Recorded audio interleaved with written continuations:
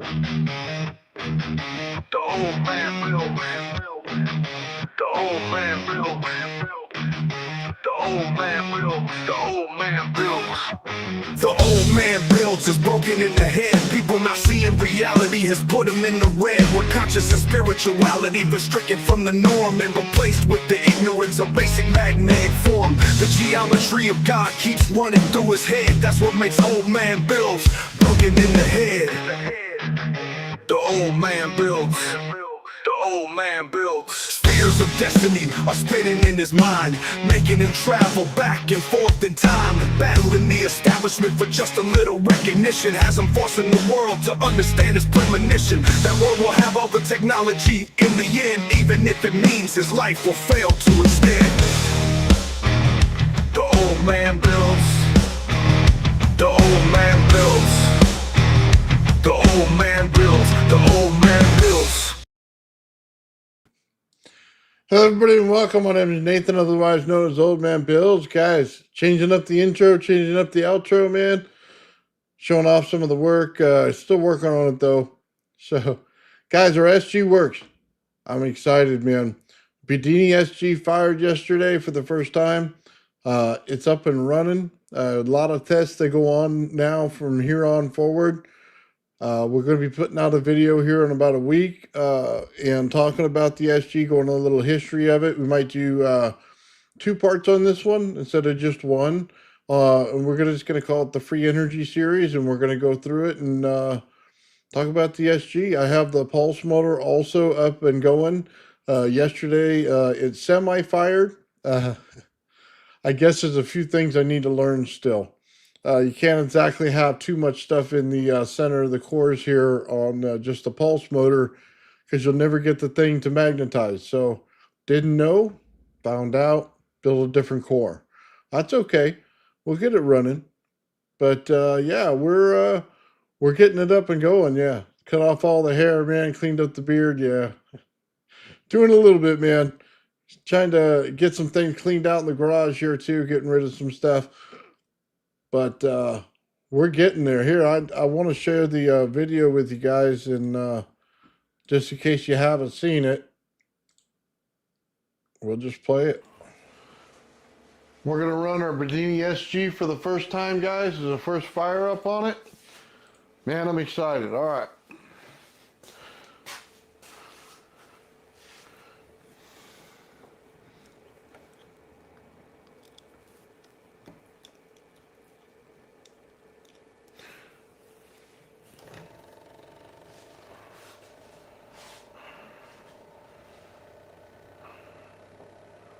Ooh, it's a good sign it's cruising. Nice.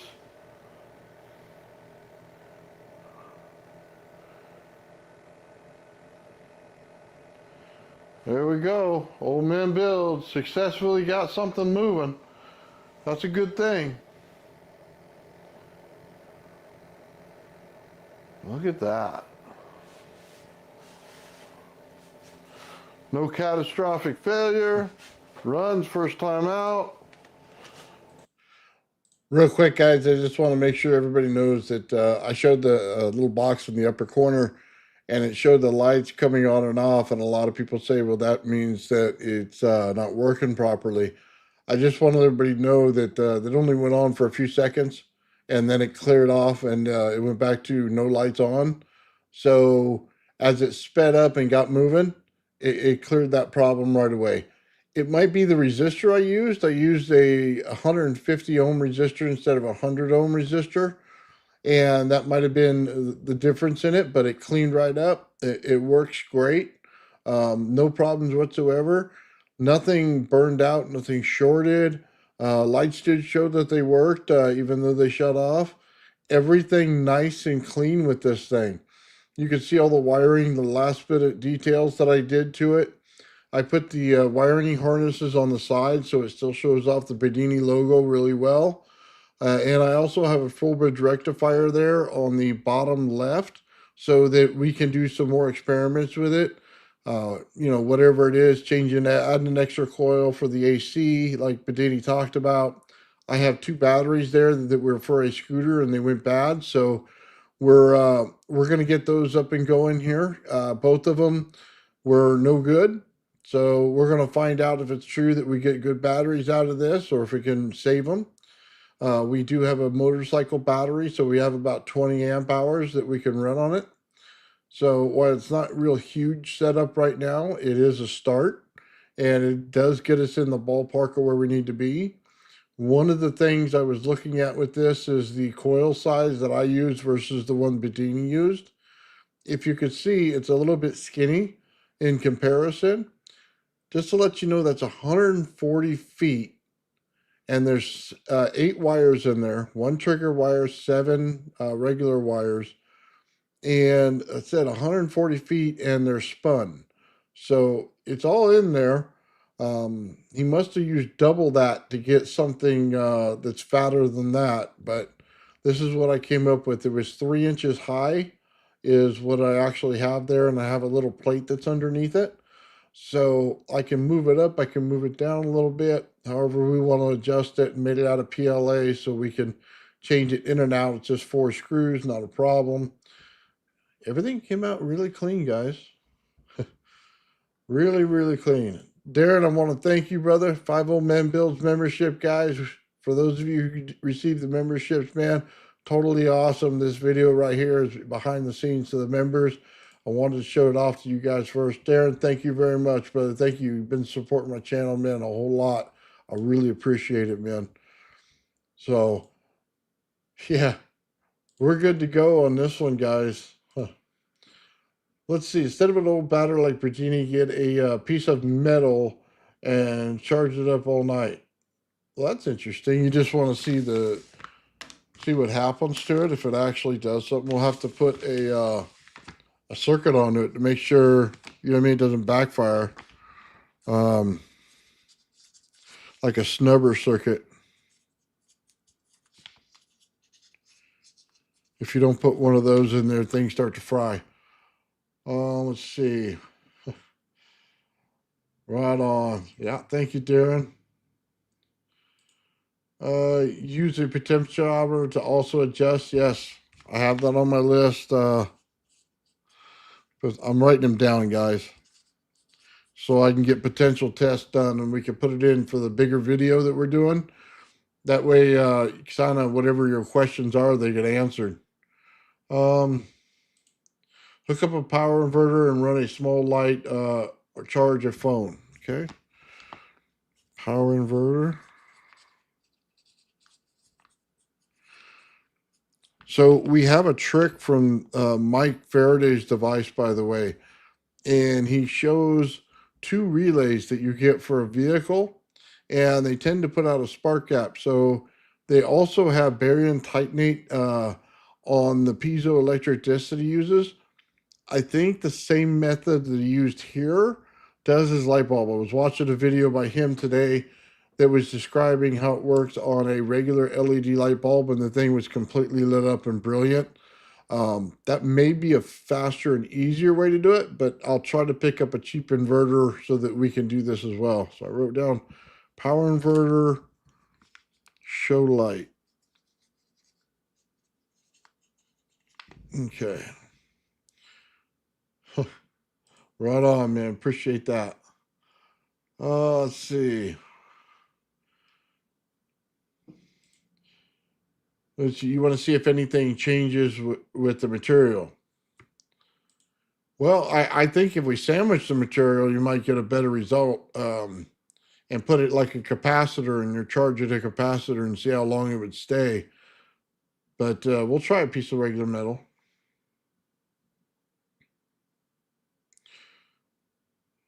Let's see.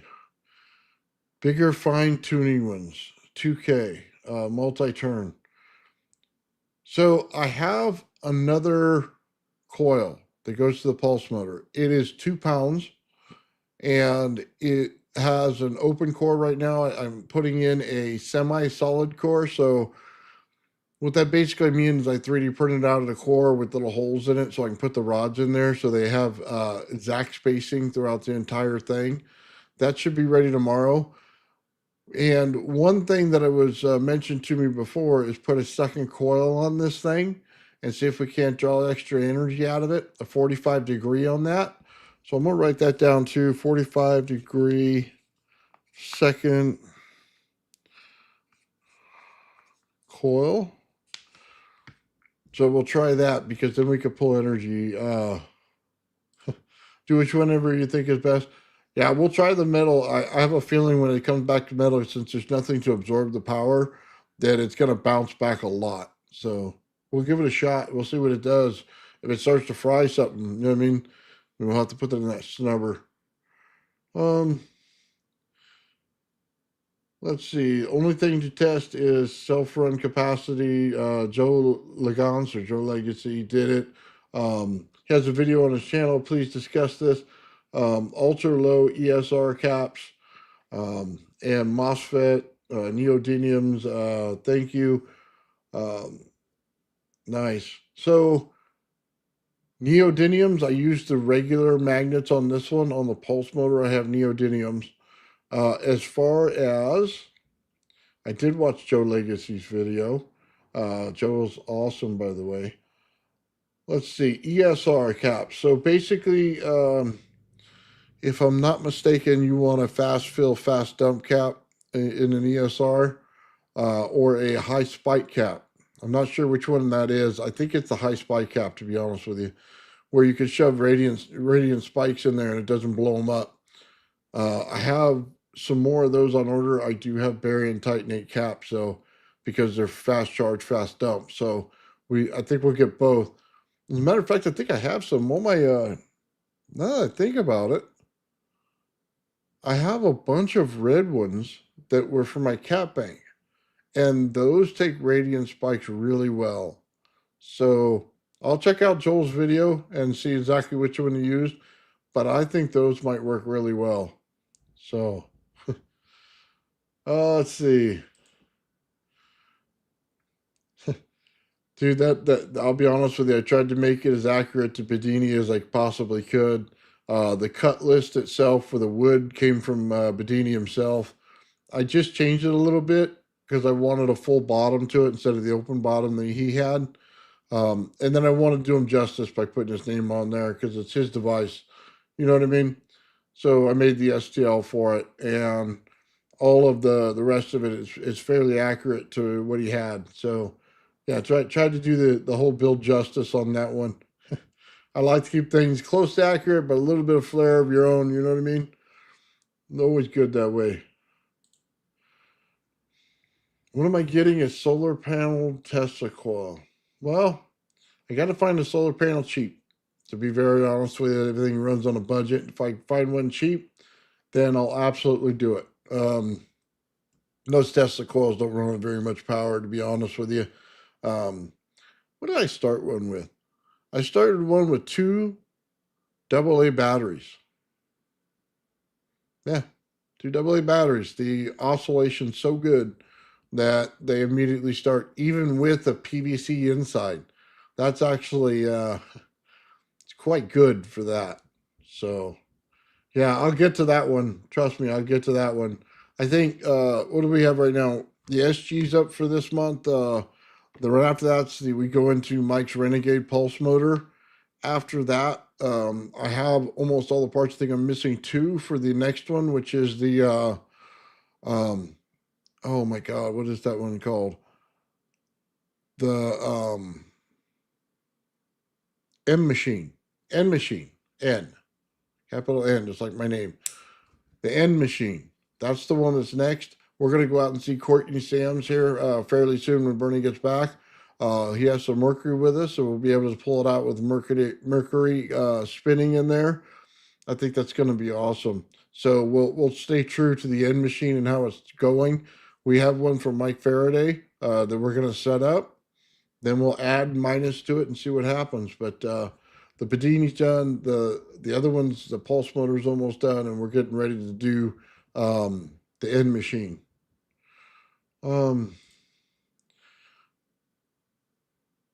Nice. Since it spins on its own, could you try a couple of coils to see if you can harvest them? Absolutely. Absolutely. Harvesting coils. I'll write that down.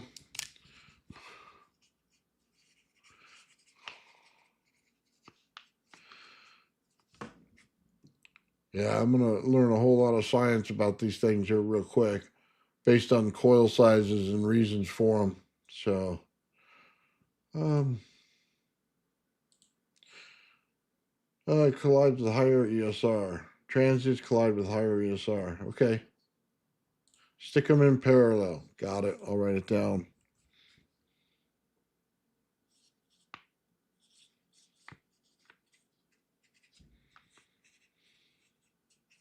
Okay. Okay. Yep. Test it all. Magnet types, coils, triggers, and importantly, test the watts and hours. And same for batteries, current draw, also all the good stuff. So I got a new current meter, so I'll put that on there as well. I'll hook up the regular meter to see what's going on and everything. Absolutely test it. I want to see the spikes in there on my oscilloscope, just like Bedini showed. Basically, do justice to what he built and see if we could got the same result as him. I'll be honest with you guys. I took that schematic from 3 different schematics, and here's the reason why. On his video, it shows one way. Okay, you can look at the original, and it had the metal strips in there, for copper. It had the MOSFETs in there, had the lights in there, things like that. When you get to some of the schematics, they're putting triggers over here and over there instead of just telling you where they go. They're changing the battery configuration on it, or they upgraded the circuit since he first built it, or something like that. All that had to be scrubbed out. It had to get back to original. I had to follow wires. Trust me, I was sitting there following wires all day just to get it to be accurate to what he actually did. So you'll probably see over the top there's a black wire. I tried to make it inconspicuous, but it goes from side to side to each side has its own little screw-in parts. Um, and I tried to make everything as clean as possible. But I had to scrub out all the excess later on stuff to get to the right deal, um, unfortunately. So, all right. Oh, dispatch has got a couple of huge solar panels. Right on, brother. I'll be talking to you, dispatch. Thank you. So don't think Joel will have any issues with pulling the video for those. You've seen it. Honestly, you may need to skip through a bit, though. Joel was on the program a while back, last year, I believe it was, and he's a really cool guy to talk to. So I'll go over his channel, I'll take a look for it, and if I can't find it, I'll hit him up. But yeah, very nice. We actually ordered the material for the peg cell as well. So we're going to be building one of those just like he did, and we'll test it out that way too. I think it was like $45 is what I ended up paying for this stuff. So we'll be able to do that as well. I wanted to do the crystal one, but I won't be able to afford it for another few months. So, but yeah, that's on the list. That's the one Bernie and I were going to look at doing together when he gets back. Um, Yeah, machine's awesome, bro. Here, I'll hit play on it, hit mute, so you guys can watch it. That thing's stellar. Let's see. The coil right there, just so you know, it's 8 strands of wire, 20 23 gauge, I believe it is. No, 24 gauge and 26 gauge. So we have 7 strands of 24, 1 strand of 26, and that measure out to 140 feet, and they're all spun together with the drill, just like Bedini did. So that's what it is. Nice. Thank you for that. Let's see. Transformer vids only for plenty of weird thing clips. Hit play again on that. Let's see. Sorry. Floating mount. Yeah. There've been plenty removed. Yet again, another reason why we wanted to do this and the way that we're doing it, stay accurate. So Let's see. Yeah, struggle with the wire and need to learn. Yeah. Honestly, had they just come out with a regular schematic, it would have been fine. But I didn't see one that I liked and one that matched what I was seeing being done. So that's why I had to go back through it. But I'll put out a schematic with this video, guys, so don't worry about that. And then everything that I did, I videotaped the wire being spun and all that. And you'll get a good look at everything. Power inverter, yes, we got that one. Yes, lights. Let's see. Yeah, power. Yeah, energy from the vacuum series, Bedini, absolutely. Yeah, shout out Papa Bale, man. Papa Bale's awesome. He came on the show and told us about the pulse motors as well. Trust me, it's a very good insight what he gave us and the coils and stuff and things he went over. It's going to be a big help. Again, this is my first pulse motor, guys. This is not my usually something I do, but now it's going to be in my wheelhouse. So very happy about that. Glass core secondary coils, Imagine crystals. Have not tried it yet. Have not done that. That would that. Let me write that one down. Glass core. I, I would imagine resonance is involved in that to get it right. Let's see.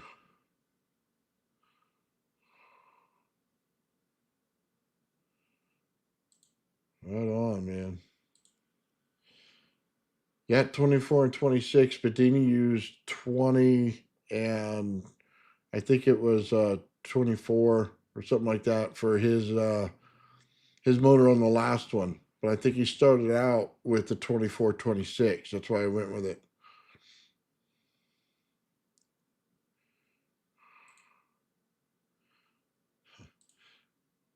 Shout out Dispatch, man. Hit that like button, guys. Get these videos sent out to everybody, man. Be awesome. Smacked it on the low end. Thank you very much, brother. What's going on, Dennis? Yeah, lamp power inverter, got it. Let me go ahead and pause that video. Let's see. About another secondary winding. Yes, that one's on the list. Spin it one more time, but I'm going to put it on a short core.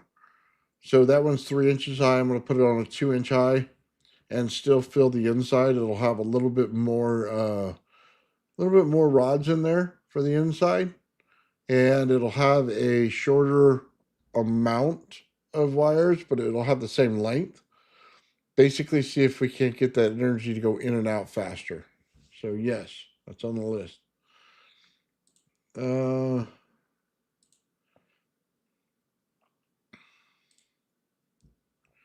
Let's see. Bedini only said to do it this way, especially to cover his you know what under ineptitude. He causes access to these components. He would relinquish the statement. Possibly. I do know this. I watched his videos enough to have him tell me not to ever use neodymium magnets in his machine. He absolutely hated it. It seemed always said it. You know what I mean? Use the regular magnets. Use the regular magnets. I'll be honest with you, man. I think it's because of the charge rate inside that coil right there. How fast it does it and when it relinquishes it. Those neodymiums are a bear to mess around with because they're just too strong for what you really want.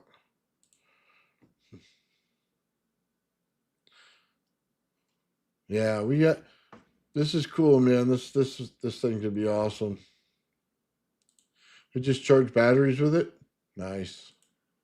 Yeah, well, I have some different ideas, guys, of what I want to do with this thing.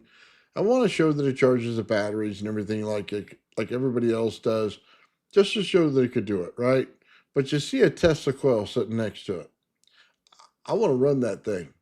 Now, I don't care if I got to convert or put things into caps, but I want to run it continuously.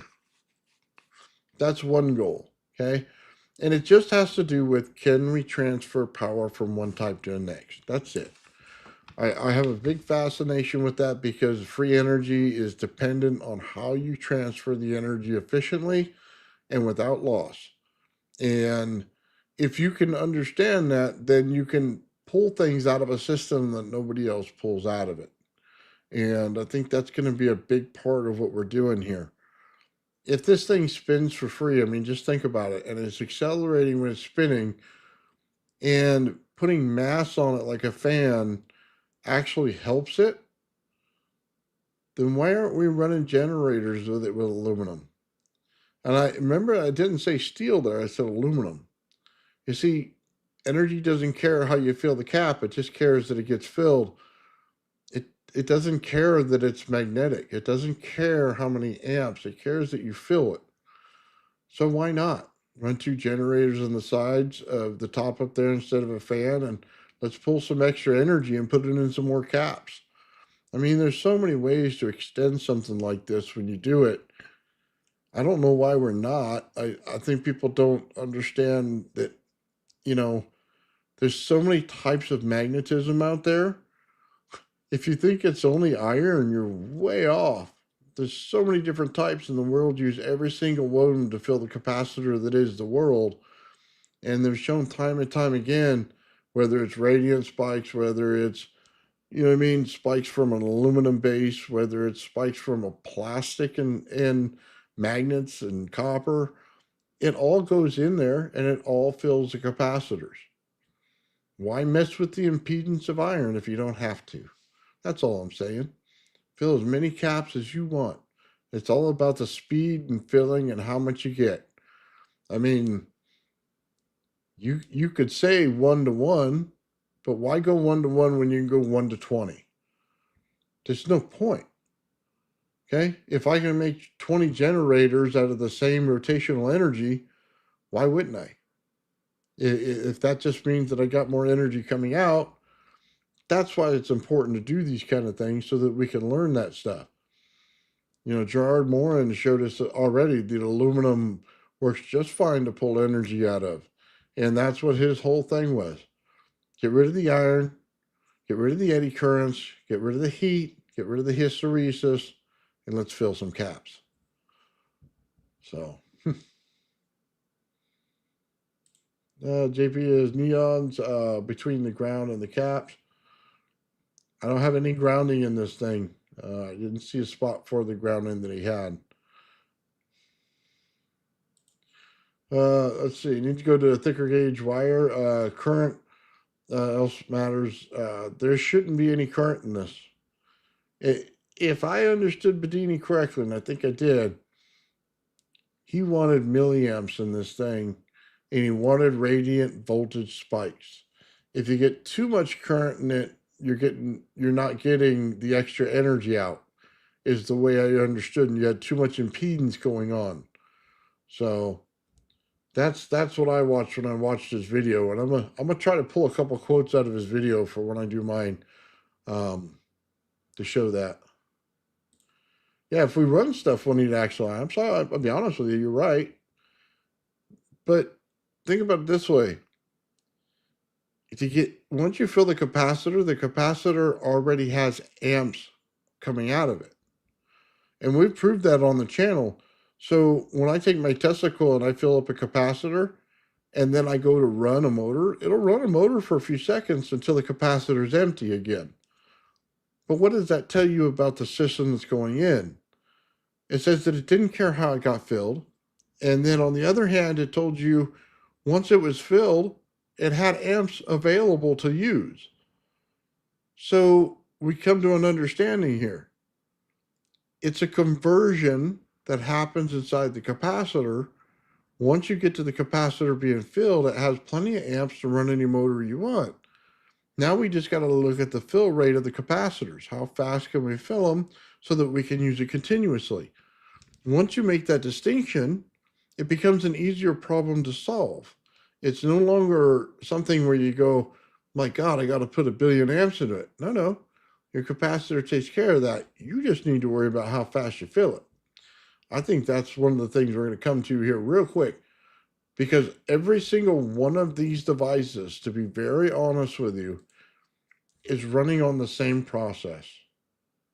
It's all how fast can you fill up those capacitors? Which way is the best way? Is it volts and amps? Is it just a certain type of energy? Can you put multiple types of energy into it? That's going to be the interesting thing. Barium titanate comes up real fast. It's a fast fill, fast discharge. So if we put that kind of capacitor going into there, is it going to help us a lot? I think one of the things, if you ever watched the guy with the Geo Metro that did the energy for his vehicle, he had a battery. Found it kind of odd. It was a fast fill, fast dump battery, right? You say, well, why would you want that? Well, it comes to, can you fill it up fast? Yeah. Can it dump fast? Can it dump into other capacitors fast? Yes. Will they get filled up faster if you use multiple sources of that? Yes. Now we know that our first cap should not be something that takes forever to fill. Big blue caps, love them. They're really slow at filling up. Okay. They work for radiant spikes, very slow at filling up. So just kind of remember that. Kind of different than what everybody teaches you out there, because they're used to a conventional worksheet. And that's not where we're at. Nice. Just did it for demo purposes. I think you uh, shouldn't occur at all. Yet you see it replicated. Yeah. Huge voltage, low current. Yeah. Exactly. Exactly what he was doing. Test it and find out. Absolutely right, Yanni. I agree with that 100%. Capacitor, inductors, or resistors, they're all the same thing. They're all the same thing. All of these. They're all the same thing. If you know how to build something, you already know that. You already know how many wraps you put on your capacitor to tell you which one it is. Okay? It's as simple as that. They're all the same thing.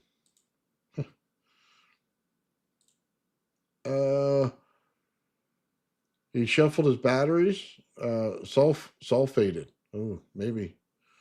I know he used alum in some of them. He put out videos on that. Let's see, an inductor, coil, high volts, and many currents out. Gotcha. Let's see, adding an outside of a cap into the system. Like Joel did, exploring the add more energy to the system. They definitely smooth out systems, that's for sure. I've had that instance come out a lot.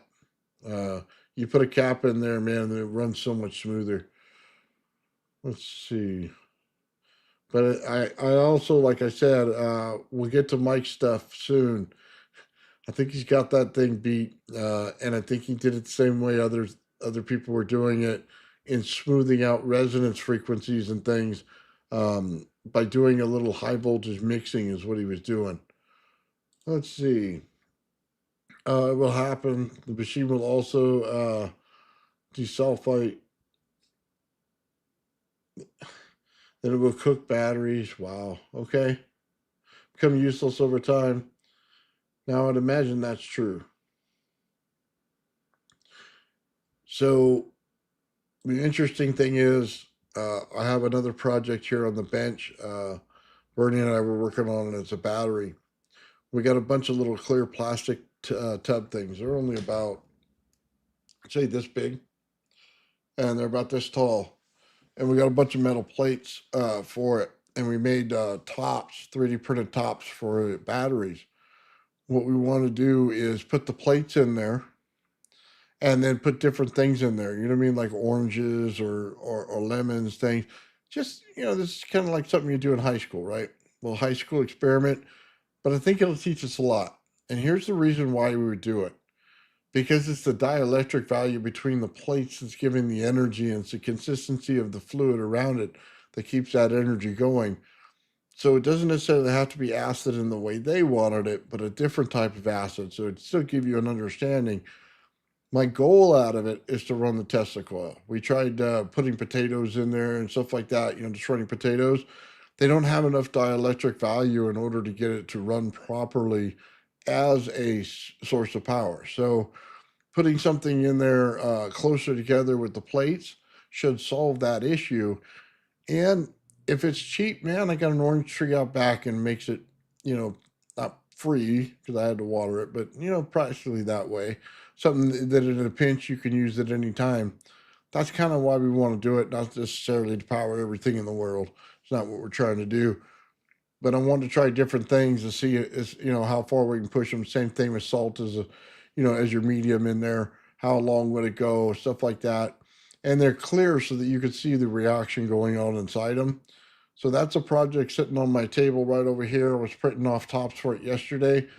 Um, so as soon as Bernie gets back, we'll be looking at doing that one and finishing that one up. That should be awesome to try in this because charging batteries, setting the thing like Bedini did with his Allen battery is absolutely on the list to do. Let's see. Bunch of diodes parallel to protect capacitors from overvoltage. Gotcha. I have Schottky diodes that I want to use in this project. Eventually, I just use regular diodes for first start, check it, see what it does, then go to a Schottky diode so we can get the high spikes in there faster. So yeah, definitely have that on there. Also have a choke on there. I just want to see what it does. You know what I mean? You got AI telling you chokes are good. You got everybody else and their mother telling you they're bad. I just want to see why one's better than the other.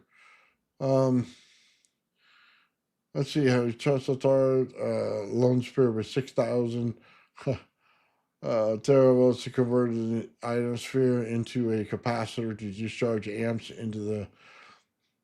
Yeah, I remember you talking about that.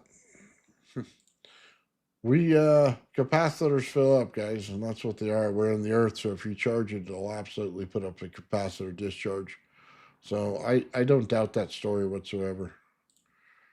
But Bedini is clear about capturing radiant spikes and caps. Yes, he was. It works, but further testing needed. Okay, so when we talk about a capacitor, it's real simple. Not a very difficult process. You have aluminum and then you have a dielectric material.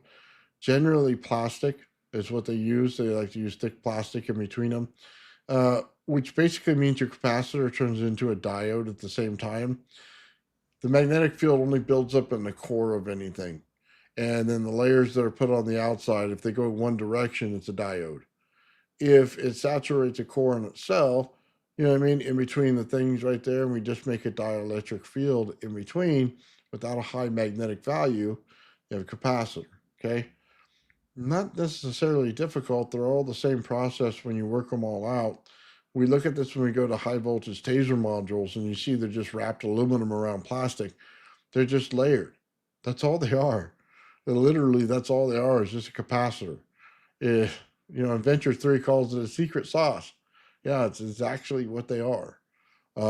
They're high voltage, high spike capacitors. So aluminum, plastic, aluminum. You could do it out of paper plates, man.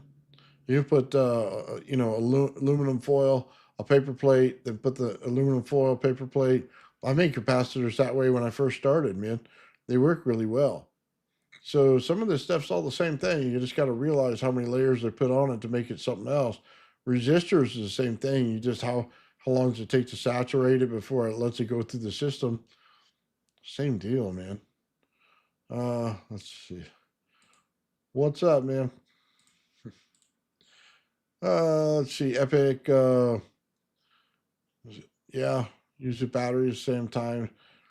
I'm gonna have to watch that because some of these are sealed batteries, so they may make a big mess. Yeah, right on, man. We can run the city with the tech I got. Yeah, sometimes you could think that way.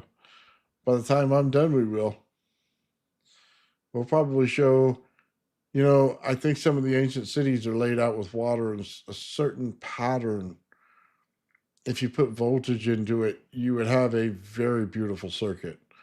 So I don't think that other civilizations saw energy the same way we do. Definitely different. They'd use high coupling, we use brute force. Their high coupling method is so much better. So yeah.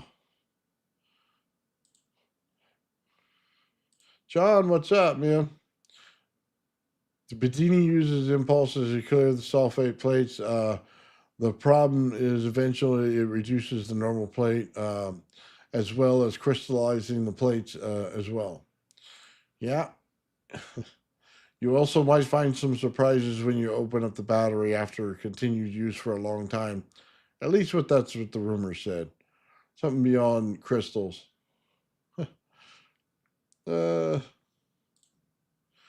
Tesla used batteries, but not how other people used them. Well, he probably understood batteries better than most people do.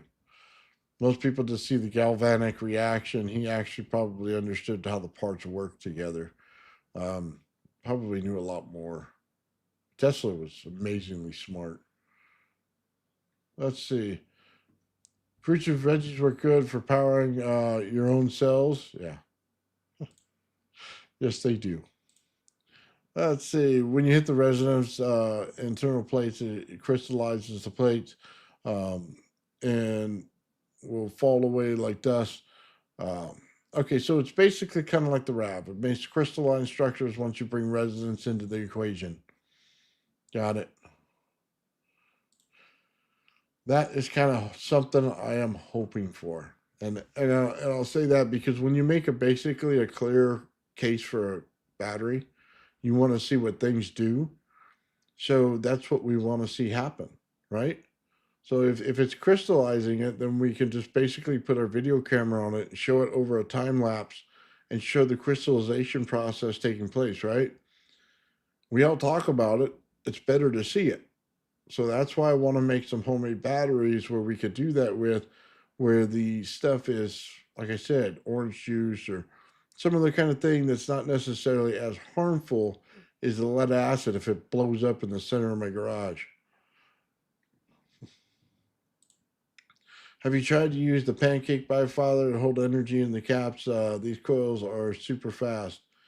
I have not. It's on the list. And radiant energy spikes. Again, I'll reference Inventor 3.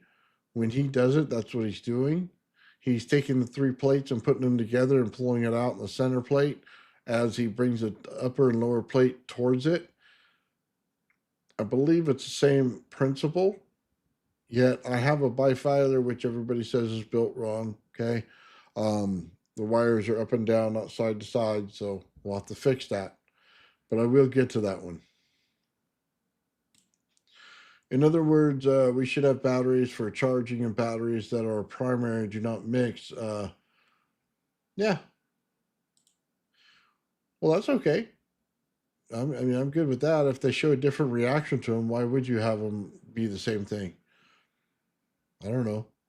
They're designed for a certain purpose, which also means that, look, I think the true answer lies somewhere in between. The materials we use are cheap, and we need to use better materials for some of this stuff to get the reactions we want. That's just hard science.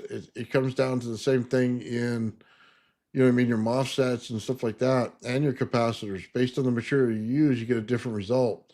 That's why I tell you the barium titanate, fast fill, fast dump. If we get into some of the other capacitors, you know what I mean, they're very slow at doing it. So yeah, what we use as material matters, but that also goes over to battery tech now, doesn't it? If we're looking to make dielectric fields and that's all we're doing, being that the difference between capacitors and batteries is basically that you use two different materials or the same materials to make them, and that's the only difference, it's not really going to be that hard. As long as we can get the dielectric to work the way we want it to, not a problem. Let's see. Imagine if we all helped it. Well, that's kind of what the show is, man.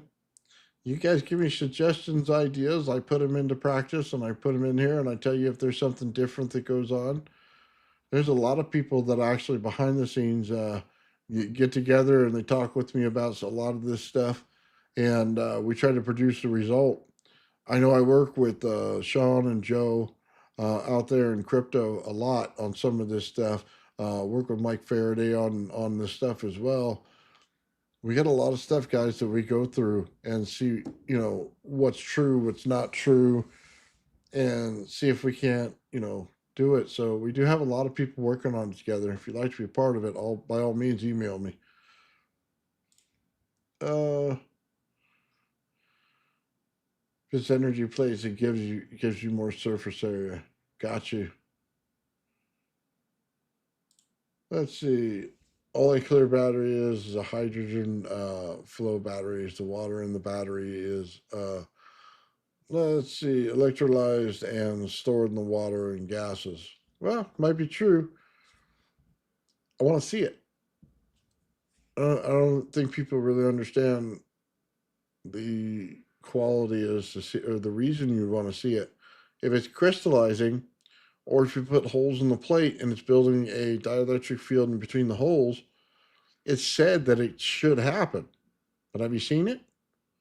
I mean, just ask yourself that. Have you seen it? Because most people haven't. And if you show that, then it means that the availability for how you pull out power, why you pull out power, and the things you do to it change. That's why. That's the reason we want to see it.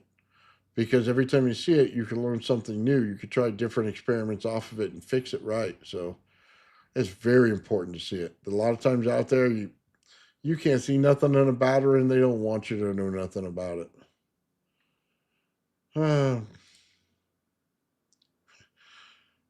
Solar panel, well, solar panels are good, man, but everything's about regulated power. Things with spikes have problems. That's why one of the things we go into in this is you have to put it into, batteries, stuff like that. I wish, people would tell you that more. So they go, oh, well, this is how you fill it, or this is what I'm using in my system, or this is over a unit based on the lumens. What they avoid telling you is about the battery. And look, the best thing you could do is shine light on a situation to get rid of all the, doubters out there. I don't think batteries are a bad thing to have in a system. I think they're not understood. And a lot of people out there think, oh man, I see a battery, we're done. You know what I mean? But that's not necessarily the case. And I challenge people out there, hey, define why it's in there. Define what it's doing. Sometimes it's a simple chemical process. That way, is it necessary to have a lead acid battery like everybody thinks it is? No. Can you use a salt water battery? Sure. It it really changes how people see your experiment. For instance, if I got a bunch of cups of salt water and then made them batteries and charged them up like batteries, then you'd think, oh my God, he's getting free energy. But if I pull a 12-volt battery off the shelf from my car, you know what I mean, or something for a car, then people go, oh my God, that's not free energy, that's running off a battery. Understand, I didn't change the technology, I just chose how it was presented. So I think people need to really understand why you would use something in a system.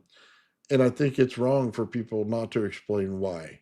I think there's systems out there that should have explained it a long time ago.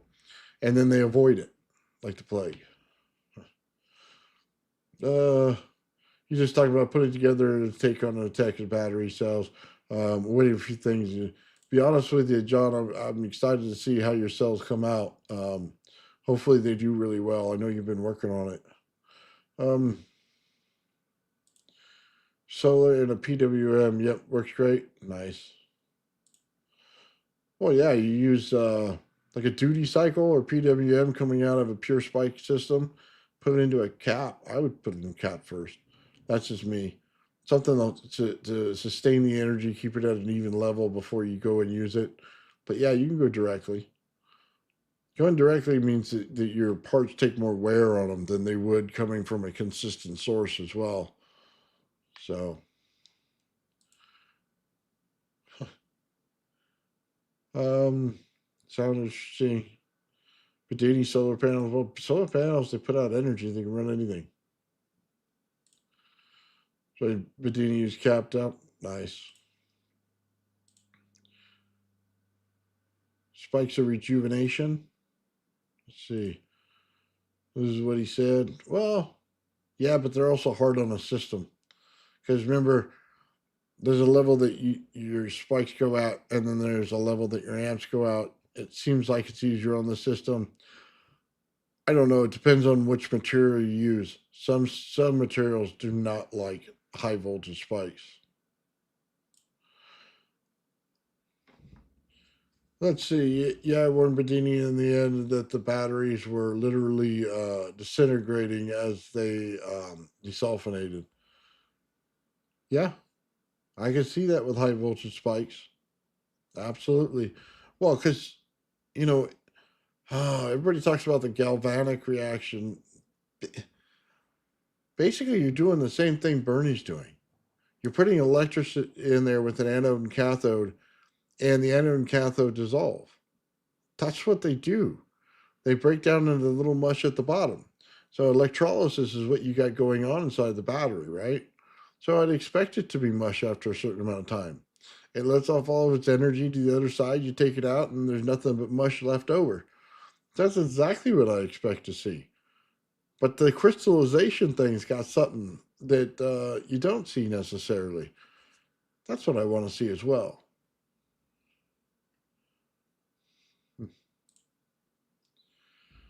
Solar controller, the way better for actual charging. I would imagine they are. I bet there's something in that controller. Did you open it up and take a look at it?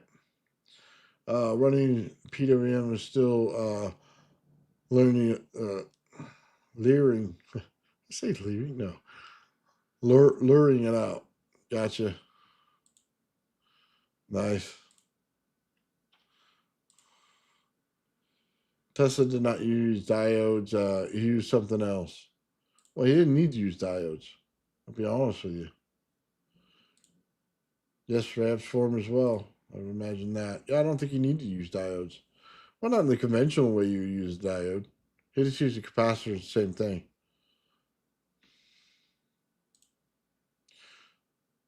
Let's see, use regulators to avoid exploding batteries. Yeah. Tesla solenoids and vacuum tubes, diodes. Yeah. We're all getting to the same thing, guys. It all just depends on how you build it. That's it. Okay. A stun gun is technically a battery powered RAV. I don't believe that at all. A stun gun is a tinfoil capacitor, is what it is. It's not a RAV at all. They don't form anything like that in there as a RAV. RAV is completely different. It's a plasma event. Let's see. Let's see. I even used an LED. An LED is a diode, yes. Okay. I mix the results. Fascinating. Nice. Yeah, LED is a diode as well. Uh,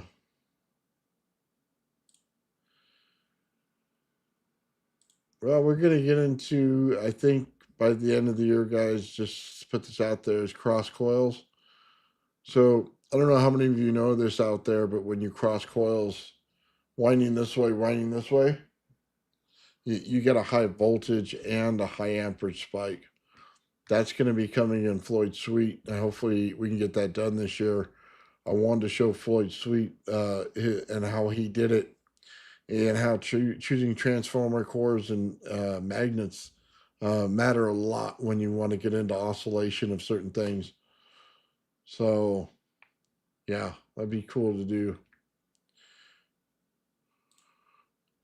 We tested materials in the RAV, got one to ignite without the metal dish, used brass and plastic. Yep. Just so you know, you don't need a lot of this stuff out there. You need to preset your cathode. What it basically means is take same type of material, just thinner, so it'll burn. Hit it for the high voltage for a second or two. Stop. Turn everything off. Come back in a few minutes. Turn it back on. The RAV should instantly form. No water needed. Okay, nothing. You don't need anything else. It'll form a perfect RAV every time. It's called setting the cathode. And it's one of the reasons if you want to do this, you can make energy out of it. And one of the things I thought about the other day and was talking with Joe about is we do the double rev. So if you notice one's off, one's on, right? What does that mean? It's breaking the outside field. So where it's in resonance, you got the you got the shells, right? And you got that sheath layer where it can't pass. It doesn't allow the energy to pass. But when it bursts, the energy passes, right? So what you want to do is get a pickup coil on that when it bursts and pull out the energy. The good thing is, as they burst back and forth like this, it's a pulse coming out of both. So you pull it out this time, then you pull it out of this one, then you pull it out of this one, then you pull it out of this one. Again, the capacitor does not care how you fill as long as you fill it. It's the same as a radiant spike, right? Well, now we can make a basic, simple design way to use that RAV in order to pull energy out of it as a basic concept to show how it's done. So it's basically your reactor that everybody wants, yet it allows the RAV to be a spherical form and doesn't try to transition into a donut. And it allows you to pull out the energy in spice. Kind of interesting. Nice way to make a reactor. We're looking at that to see if we can't do it. Joe wants to use water. He's got his own means for that. I just want to get proof of concept out there first and show that it works that way. Then I don't care which way direction we go after that. Did the gravity flyer get off the ground? No, it did not. Unfortunately not. It's tipped over before, but it has not gotten off the ground. Not in any way that you could say it was lift. Not where all three legs are off the ground at the same time. Nope. The only way that happens is if you use it as a frisbee so far. It has not gotten to that point. And part of the problem is we can't put the fields together right. There's something that's going on that we're not seeing. There's something that's going on that we're not doing. Hey, is there more there? Sure. There is, and I have bought different plates to put in there to go for it again. The hard thing is, man, without the sensors, it's kind of hard to tell what's going on. The guy took him 10 years to do it, and I don't have 10 years to do it. So we're working on that right now. Shout out Lightspeed, man. He's working on that project right now, and as soon as he sends them over, we can set it up and find out exactly what we're looking at.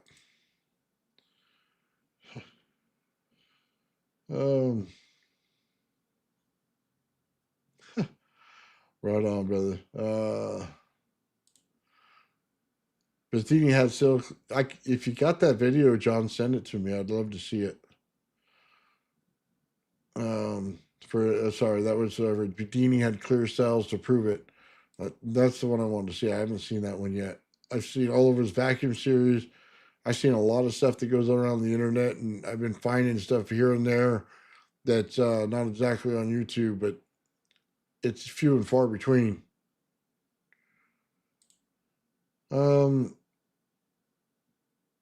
Yeah, it's not like ionic wind exactly. How do I want to say this? If it was ion wind, man, it would have been done a long time ago. I could multiply that stuff, push it, and make it into a create force. It's field coupling, and field coupling is one of the hardest things to do. It's 100% field coupling. It's why this thing works. And I know it's not well understood. People think you just say it brute force. It's not that way. It's field coupling. We're totally different principles. Let's see. If you don't know what Tesla did, yeah. Well, that's why we replicate what he does so we can see how it worked. I just did a live show on Traveling Fools talking about how the water energy worked and how you can light up light bulbs 24 miles away if you get to the water table and pull the energy into it. If I put 1,000,000 volts into the water table based on the energy source that we use and how we make it, I can light up light bulbs anywhere I wanted to. I can absolutely do Tesla's Colorado experiment without a problem. So, and that is using a coil with PVC. I didn't have to make it some giant air core. They don't want to know about Earth batteries as well. That's absolutely true. Well, what they don't want you to know is that you can build a field inside of the Earth if you wanted to. That's one they don't want you to know. Think about it. You put the energy into the Earth, it goes into the water table. You're exciting the water table, so that's now your dielectric. So anything that's around it, minerals that would engage in that, would become your battery or your capacitance. So if you went out there and say you were in a high iron area, right, you would get that as one of your components. If there's copper with it, there's another component. Use your water as your dielectric in there, and then now you got yourself a capacitor or battery. The Earth works like that all the time. It's not necessarily that difficult to figure that out. You can ram a rod into the ground, man, and put a Tesla coil over it and pull energy out all day. It's a very small amount. You can multiply that by energizing the water table with it. Now you can pull more energy out. They don't want you to know any of that stuff. They'd rather you buy a big fan and that breaks down all the time, costs you money. Yeah, they don't want you to know anything. You know what Tesla was up to and everything about the plasma and the plasma discharges. Yeah, Tesla was awesome. Tesla used batteries in a circuit. Sure, he did. Tesla even knew our sun was the source of charged plasma in the atmosphere. Well, yeah, because we're in one of the rings. I don't know if you guys saw the moon the last the last week. We're having solar flares right now, and we're having rings around the moon. So put that one together. We're getting a higher output of energy from our sun, and it's taking our moon and it's putting the energy on it and making big rings that come out from it. If you look up at the moon, probably in the next couple nights, look for rings around it. They were humongous about a week ago, and it kind of really shows you how energy works. It goes over and put the moon in a higher state of energy than it usually is. So watch out for that. We had some solar flares lately, and the energy from the sun's been picking up ever since that three eye atlas came through our solar system. So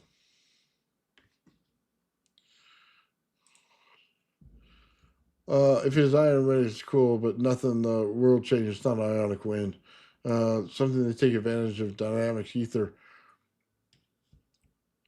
So you got to remember, this is so hard if you don't understand it. Ionizing gases allows the ionizing the gas allows a coupling effect to happen. So it'll couple the fields. What do I mean by that?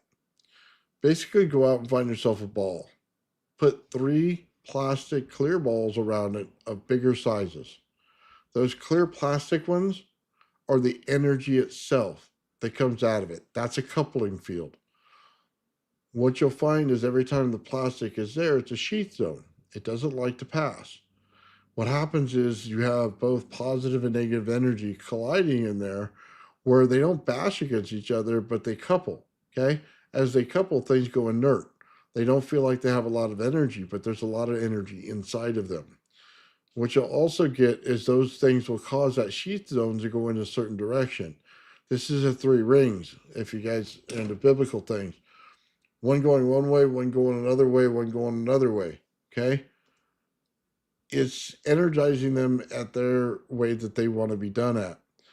And it depends on how many amps you have in a system or what the current value is in your system on how they rotate. That's why I tell you there's a lot of different kinds of amperage out there or magnetism, and we don't recognize it.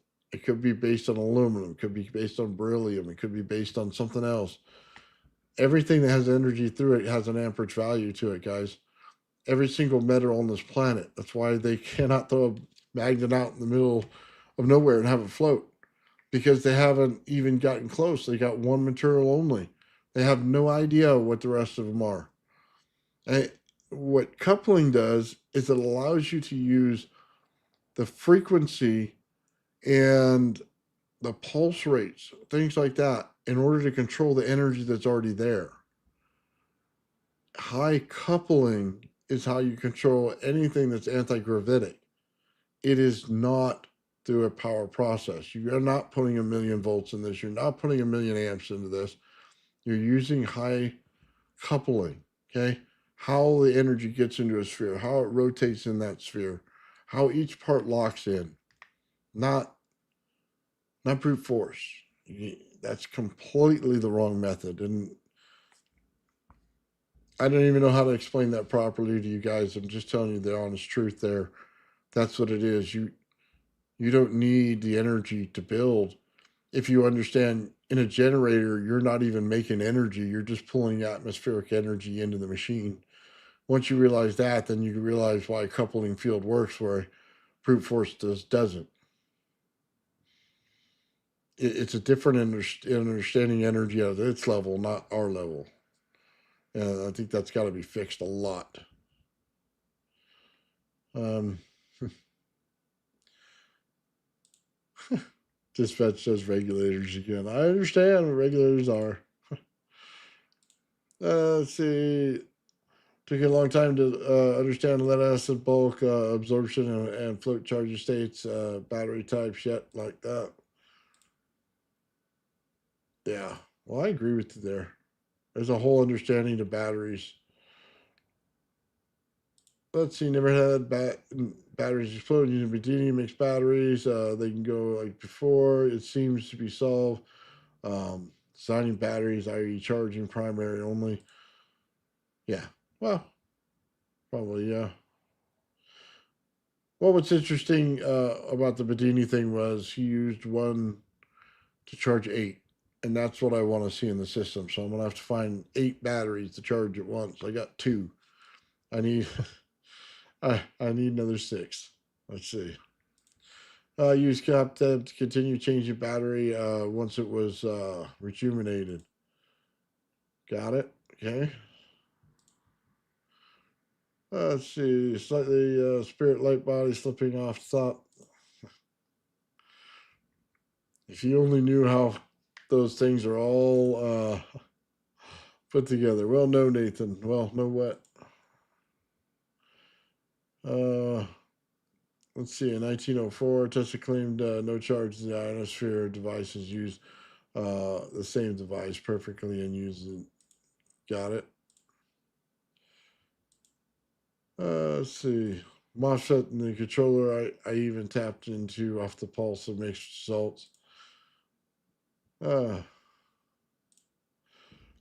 Let's see. Bernie is using the potential difference to hold the solution and determine charge state from the potential difference in processing against the leftovers from the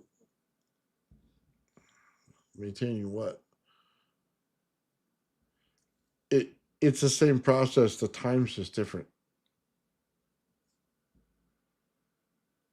The I tell you that watching it firsthand, the time's just different. How fast the reaction's going, why it's happening. There's no pulse back and forth, things like that. Uh, it still destroys the battery in the same way. That start stage for potential difference between the two materials in the conducting solution. Yeah, he just uses water, regular old tap water. So I'm sure if we put acid in there, it might change it too. But as far as I've seen, that's all he's got going on in there. Working on something similar, nice. It'd be awesome to see the RAV in zero gravity environment. Sean put it in his vacuum chamber. It's probably the closest you will get to it. And we have those experiments already. Good the hood, folks. What's up, Joe? I meant the oscillations concept. Let's see. Want to send something on the Fire stick? I want to win stuff like fly. You know about already. Your flyer would be a larger version. Interesting. Interesting. Approximately 73% of the massive visible universe is in the form of hydrogen. Didn't know that. Let's see. 60% water, huh?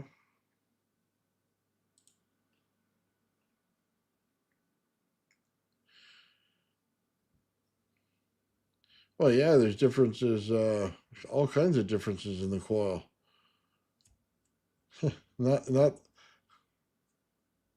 well. Okay, again, don't know how to explain this to people.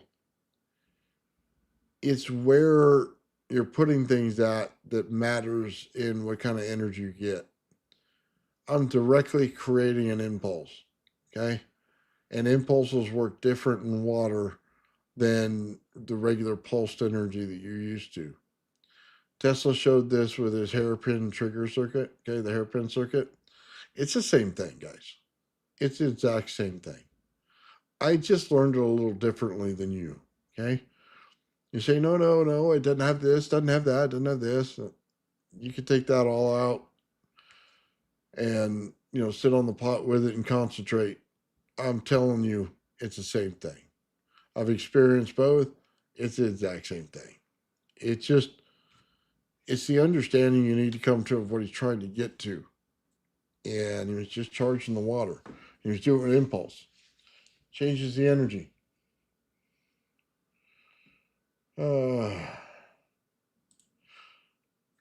think about what connected affecting the moon is also affecting us. Absolutely. There's a higher state of energy all around us right now. I hope people understand what that really means.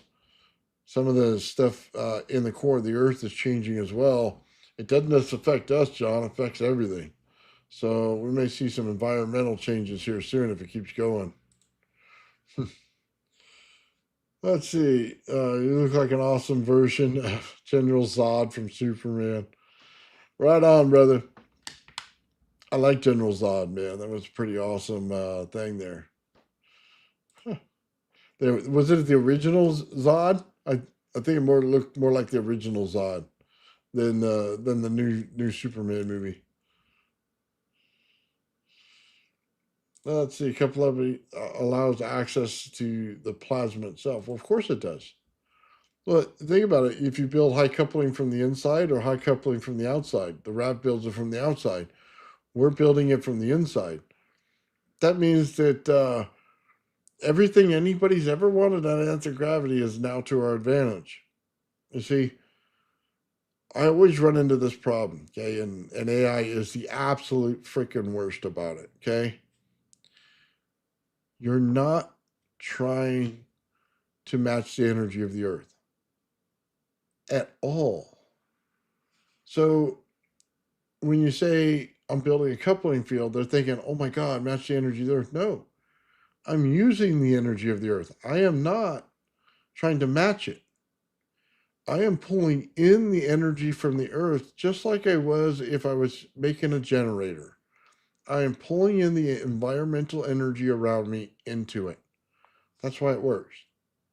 Because I'm coupling the field. I'm coupling with the energy all around me.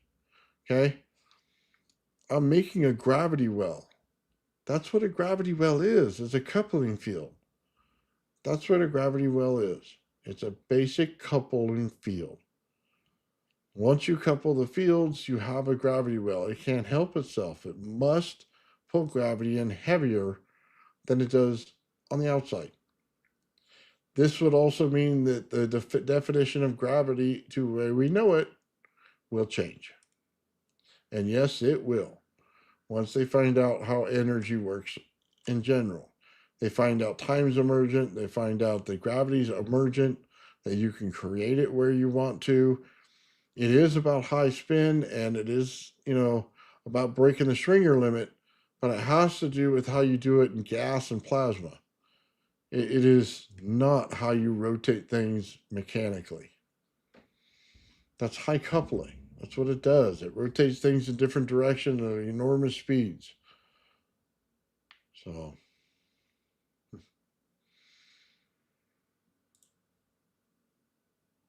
yeah, exactly. What's up, Papa Bale? What's going on, brother? The coupling is back to the end occur after in the state of the differential separation and the, yeah, exactly. It's You guys always talk about 0 point. What do you think 0 point is? It's a high coupling field. I mean, it doesn't take a genius to figure that one out. It is. Why do you think you have a 0 point in the Earth, 0 point in the Sun? You know what I mean? 0 point in the center of the cosmos. It's, in the center of the universe. It's still a high coupling field. You go, we may have a black hole there. Yeah, it's a high coupling field. It's a black hole. It's pulling in all the energy from the surrounding environment in order to couple the fields properly, making it billions of times stronger than other things. That's why the gravity increases with it. Gravity is emergent.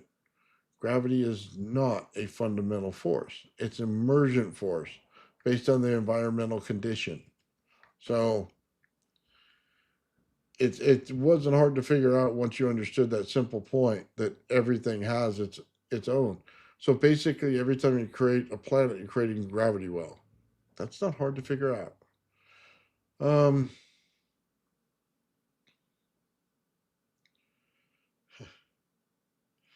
Not talking about the effects, but the actual widenings. Big difference. Well, yeah,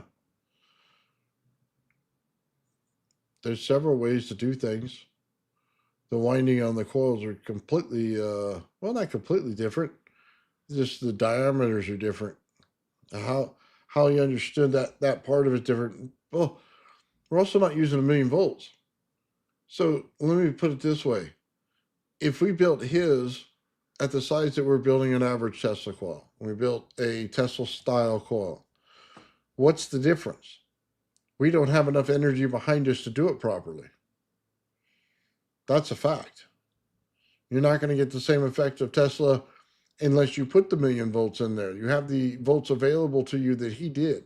We don't. Let's just understand that right now. It does not scale properly down to the size where it's manageable for us.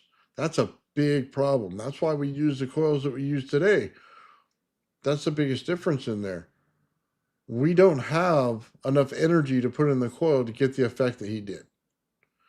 We have to tighten up the fields in order to get the effect that he did in a smaller package. That's why most of the Tesla style coils are basically antennas. You can run whatever driver you want as long as it pulses itself, and it'll use it as an antenna. I've seen it time and time and time again. It's a freaking antenna. Okay? It basically puts out what you put into it. Crystal cell oscillator, boom, comes out, oscillating in whatever the crystal cell was. Okay? If you want to use something else, you can. It's not the same as the ones we use now. Okay? The fields are different because of the spacing. You have to have a higher voltage. Okay? That's pretty apparent. The effect is what you want, though. Let's see.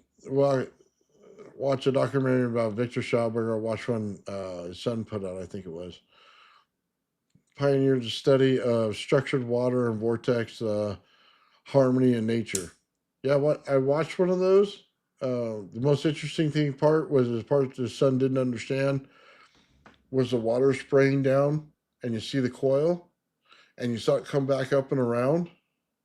It was it was coupling the water with the magnetic field going on in the coil, and it was moving back around. One of the most interesting things in the world. And they said, oh, they abandoned it because it didn't put out a whole lot of amps. Stupid fuckers. It's coupling the water to a magnetic field, for God's sakes. It's exactly why you would use it in atmosphere in order to rotate and create a vortex that would pull your plane through it. The answer's right in front of them. I mean, it'd smack them right in the face if they were any closer to it, and they throw it away because it doesn't have a lot of amps. That's about the stupidity of society. Huh.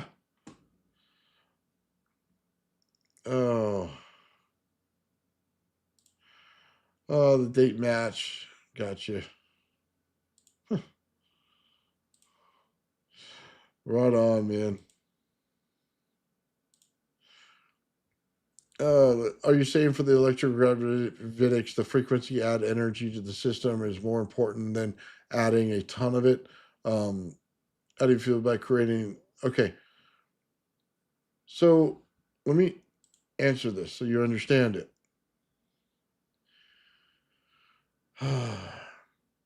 Anytime you pour energy into a device, it leaks.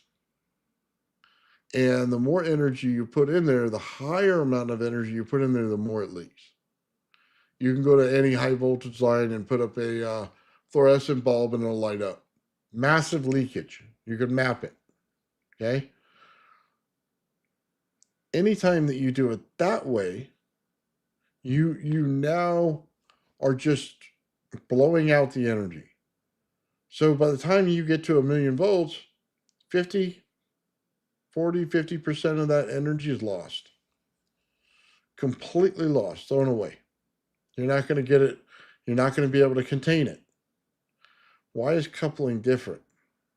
It's because it's holding in the energy. It's pulling the energy, and this thing is rotating super fast, right? So anytime you rotate something super fast, that acts like a vortex. So it's pulling in the environmental energy to it. Get it? So what happens is it structures the field so that the inside fields work faster. That it takes the energy on the inside and it makes it work faster. But it's pulling and compressing at the same time. Now, instead of blowing out all your energy like a pulse field, you're using impulse to pull it in. It's yanking in the energy, okay? It's taking it from the environment, pulling it in and compressing it to a single point. Regardless if you had anything at that single point or not, it still pulls it towards it. So high coupling means that it's pulling the energy in, which means you need less of it to start the field. Again, the energy you're using in a high coupling field is only there to start the reaction. The energy used to power it is all around you. That's where the energy comes from. That's what goes into all the different spins. That also means that in the center, you don't have a ton of energy in there killing you. You don't have 1,000,000 volts shocking right through your body. You have about 10 volts in the lingering air. That's the point. The outside fields contain the energy, not the center of it. The center of it acts like the zone you walk outside to right now. It's so much energy in there that the energy is not reacting like energy does now on one side or the other. It's now at a neutral state inside the center. Now you go to the outside, that's why the high energy is there. It's pulling in from the environment. That's a high coupling field. It's completely different than brute force. Brute force is blasting everything out. This one's pulling the energy in. You're making a gravity well, which means that you're using the ether itself to your advantage. You're making an ether in your locality in order for this to work. You get the O3 effect. You get all of it. Turns into O2, turns into the environmental conditions that you're used to. You can control the environment based on the field that you create on the outside. It will be just like the earth on the inside, but it'll work like the earth on the outside. You're going to create cold plasma by the time you're done on the outside that'll hold everything. That's it. You don't have to do it in plasma, though. You could do it in gas, just like Mercury does. Oh, excuse me, not Mercury, just like Jupiter does. Jupiter does it in gas. Gas fields that go around structured with sheath zones in order to separate them. It allows for different zoning inside the planet, even if there's no mass inside of it that you consider mass. Gas and plasma are still mass. However you want to qualify them, they're still mass. And if you say they're not, then you misunderstood how Jupiter worked altogether. And it has a higher gravity than we do. Therefore, doing the gas is a higher gravitational energy, gives you more gravitation. There's no gravity particle. A gravity particle would be a planet. It would be Jupiter. It would be Saturn. it's all the surrounding gas coupling in fields with an energy source in the center that because of the force of the pressure on the outside. It That's what a gravity particle is. It's not this small little thing that roams around that scientists can pick up. You know what I mean? That's all bullshit. That's all bullshit. Because gravity is emergent. It's not it's not a fundamental force. And math only works if it's emergent. If you ever try to do the math as a fundamental force, it fails every time. Even on the planet, there's some areas on this planet where gravity does not work the same way as it does on the others. There'll be 4 or 5% difference in gravity. And as soon as you know that even in our planet, it's not equal all over the place. And you realize that gravity is not a fundamental force that gives you the same equal value. That's why mathematically it'll never work. It has to be emergent. Sorry. It has to do with the coupling factor, and that's how it emerges. And you attain mass in order to create the gravitational force of your planet, and you're governed by the force of that, okay? But it is not how it's made.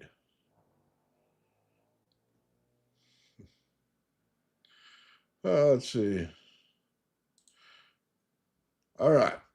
You like the single trigger. Is there a way to separate the NPNs for testing purposes? I don't know.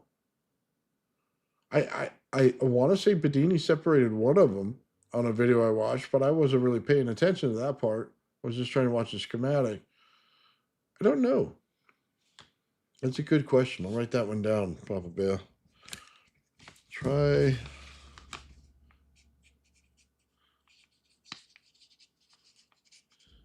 separating MOSFETs to change reaction. Gotcha. Wrote that one down. Yep, we use Rodin hybrids. That's absolutely true.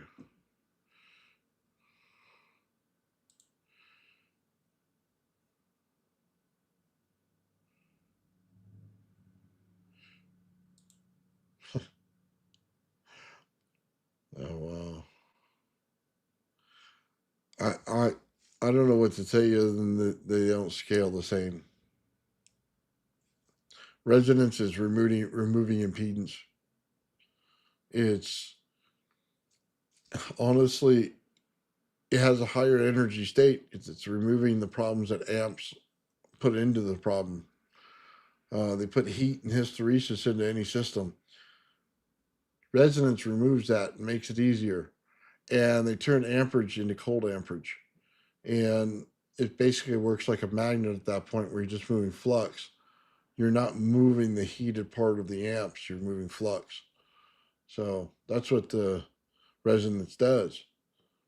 It makes everything run smoother. So yeah, they're just built differently, man. You can get the same thing if you're creating the same way. Um, or if you understand the principle behind it, you don't need to use the same things that he does. There's a lot of examples of that going on.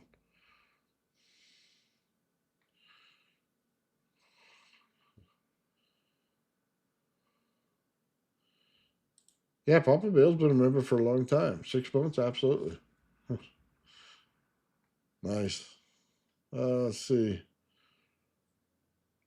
Like on switches, you haven't had good luck yet. Yeah, I'll be honest with you, man. I just got this thing running. I don't know what kind of luck I'm gonna have. I had problems the other day with a pulse motor. I had too big of a iron core in the center, and it didn't want to give me any push on the magnet. And I had to remove the core, put in a lot more because these things are 2 pound coils. I would imagine if I had a smaller coil, it would have been a faster charge and discharge rate, and it would have worked a lot better. As far as this leg of the process goes, just to start it. So I'll get into the MOSFETs and the triggering as soon as we learn it. But I could tell you this: I could take a MOSFET and hook it to the center of my Tesla coil and get that thing to oscillate all day long. all day long. So spikes don't necessarily, if they're in a different type of energy, won't affect things. So I don't know how the resonance spikes of this comes out, so I couldn't tell you just yet. Let's see. It becomes denser plasma. I think I'm way behind on the chat, guys. I'm sorry. Um, just like atoms, how they construct their electron fields. So I envision. Yeah, I think we're going to find out atoms aren't exactly built the way everybody thinks they are. Or they could be just like it. I think that Rav's going to have a lot to say about that. Let's see. If you compress plasma, it becomes intensified. Yeah. Well, I don't think that there's anything at the core of these things. I'll just say that. And it's because of the stuff that I've seen. I think it's a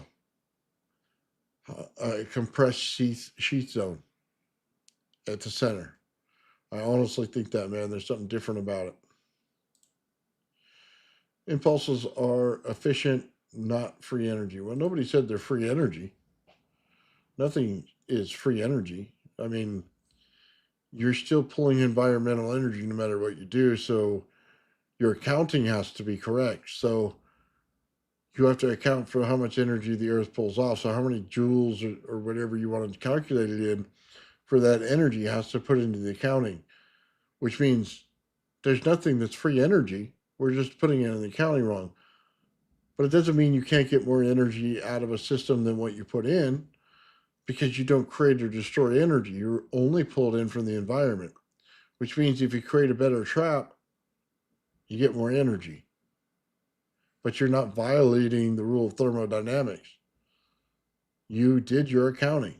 You have to add in the fact that you're pulling the energy out of the atmosphere, which means the joules of energy of the earth. That's good accounting.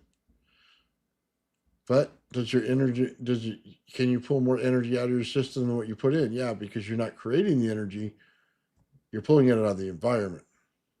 Those are facts.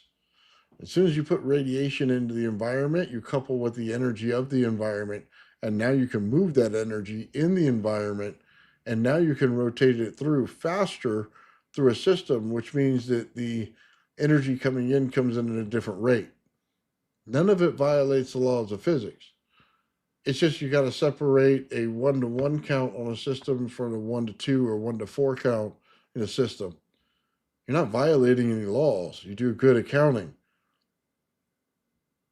You just can't throw a general rule out there without following the rest of the rules.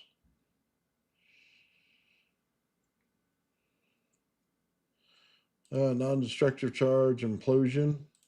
Yeah, I don't know. I use impulses. Yes, the eye of the storm. Absolutely. See, there you go. Absolutely. 100% agree with that one, John.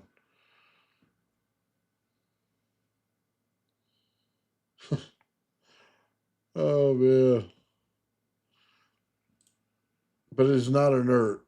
Radioactive inward and all around. I would love to find out if it's radioactive in the center. I I think you're right. A lot of radioactivity going, radioactive stuff going on there.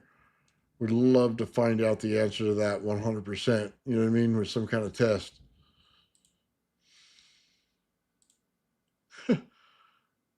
Buddy, Joe cracks me up.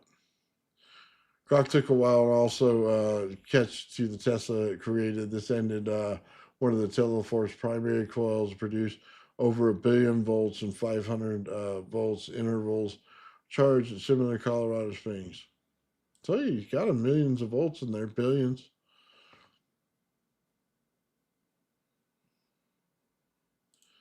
Like a burden, high voltage wire, you can handle it with touch. Nice. Right on, brother. Implosion. Got it.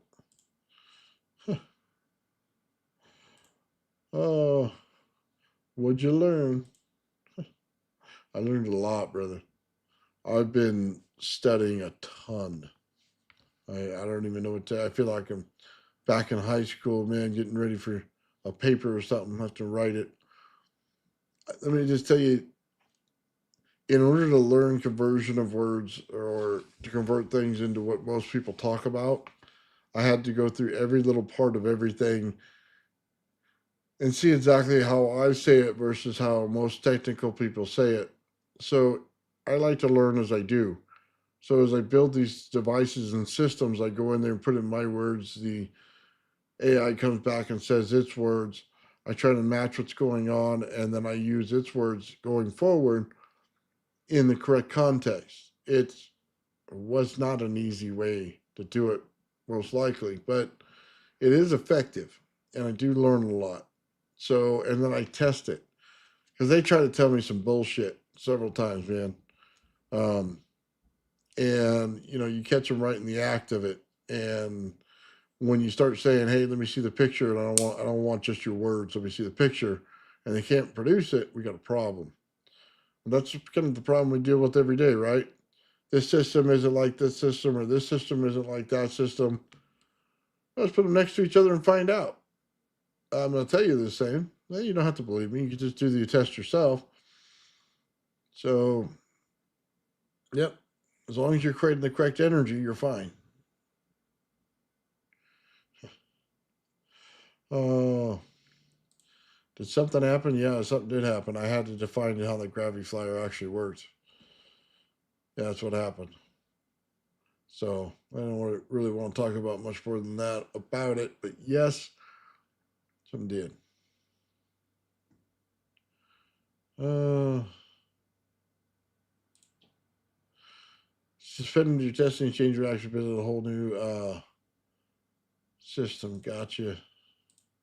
Grok is helpful. I don't know if they're as helpful as you think. I put in a RAV experiment. It tells me I was looking at a plasma ball in literally a $50 plasma ball from the mall, and it's told me what it was. Instead of telling me what the RAV is, it also tried to tell me all about plasma experiments and how it doesn't work in open air.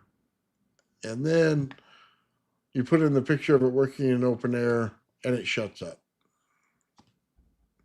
Not the same. Just not the same. I wish it was. Wasn't is not the same. So when you define it, you can use some of the similar words, but the action is still different. Yeah, yes and no. I like the GPT one better, to be honest with you.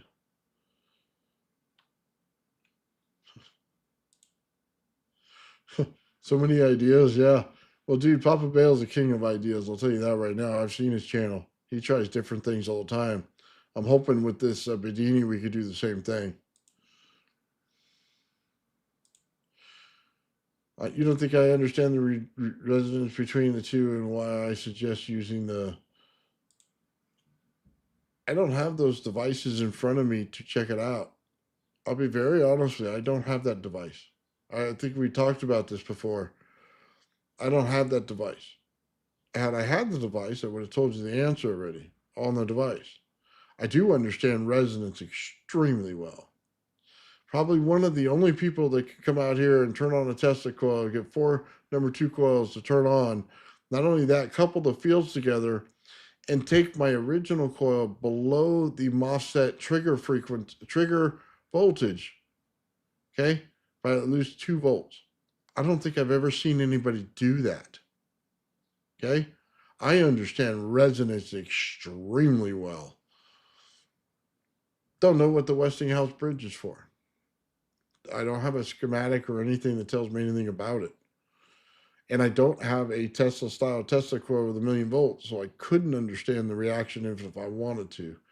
I can understand what water does and how water is used in a system based on the systems that I used. That I do understand.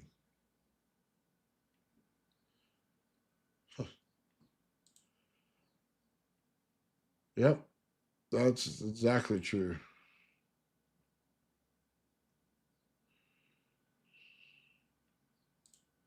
Traits of narcissism. I don't know where they came from or what it's for. Let's see, you have to tune into energy sources, which is hard with impulses to get an extra energy.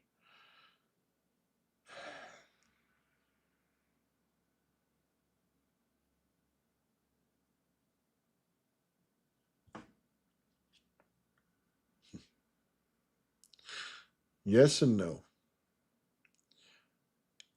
This is why I tell you about high voltage leaching.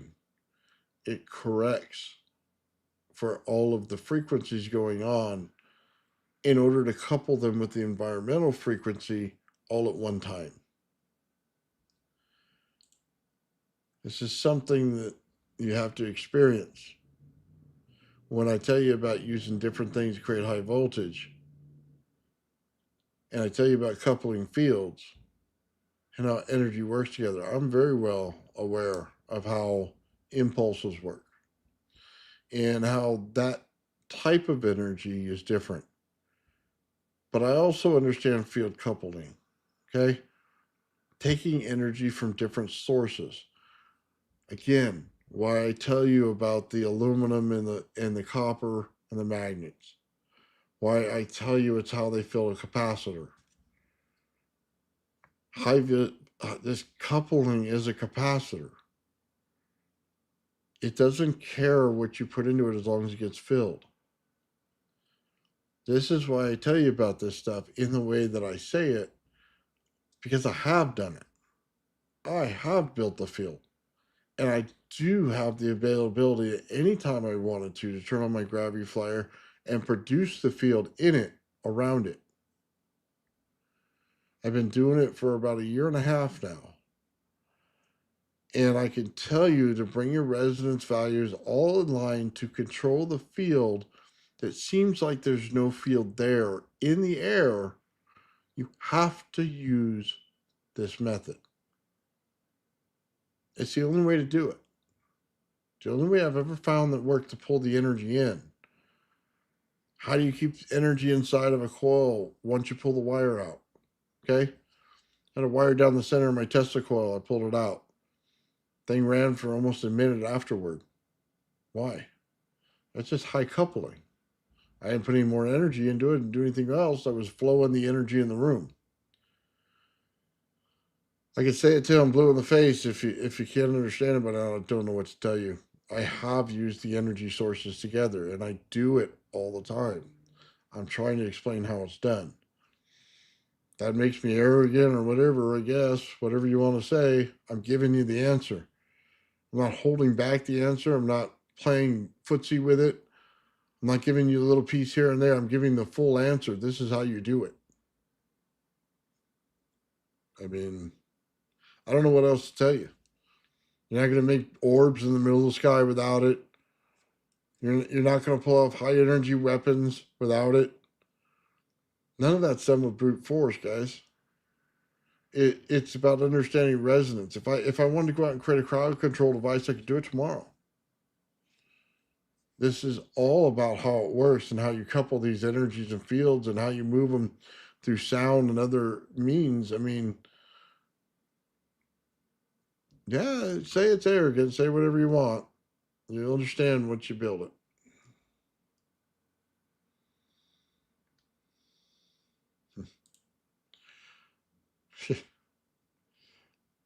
Good fishing rod. Test out the same lure further. Nice.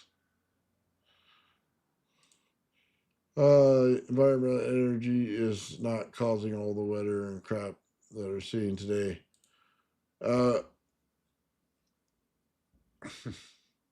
We're getting higher energy now. Well, what do you say? What do you want? The solar flares coming into our area now from the sun, and we're getting a higher energy in the moon. You can clearly see it when you see the rings of the moon. They were all there. I took pictures of it.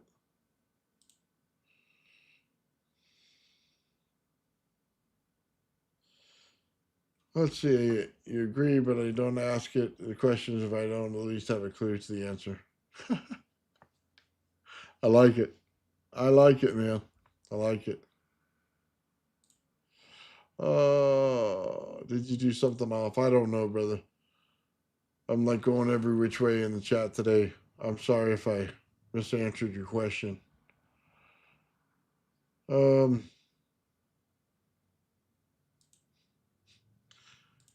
So yeah, sorry about that.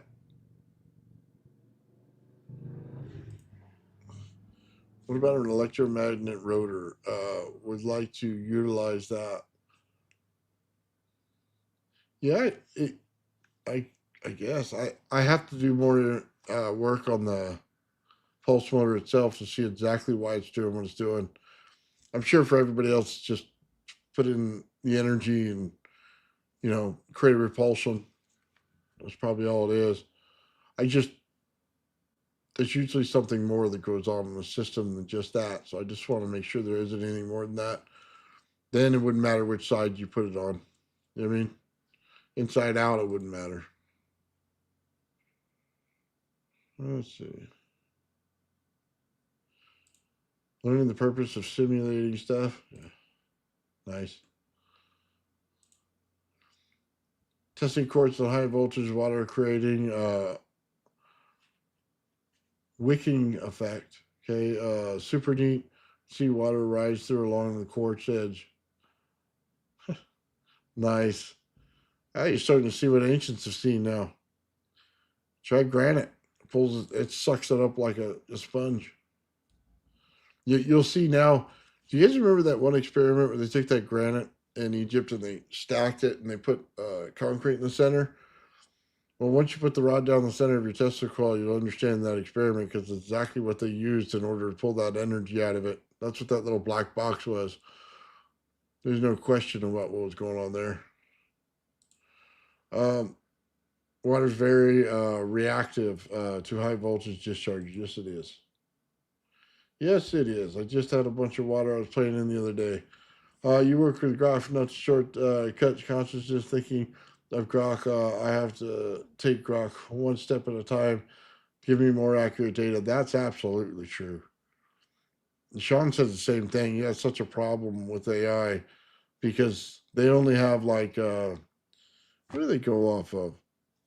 Peer review papers. If it's not peer reviewed, then they throw it out in a general sense.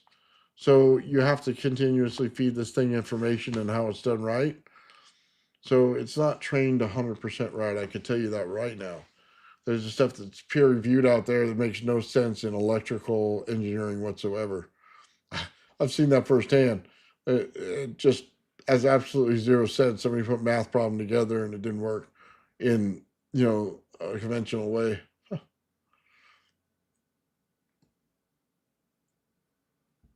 Give your Don't trust Grok giving your brilliant takeaway to Elon. Probably, I don't doubt that at all. Just find it to say hello versus just answer questions appearing to know it all. Huh. Well, hello.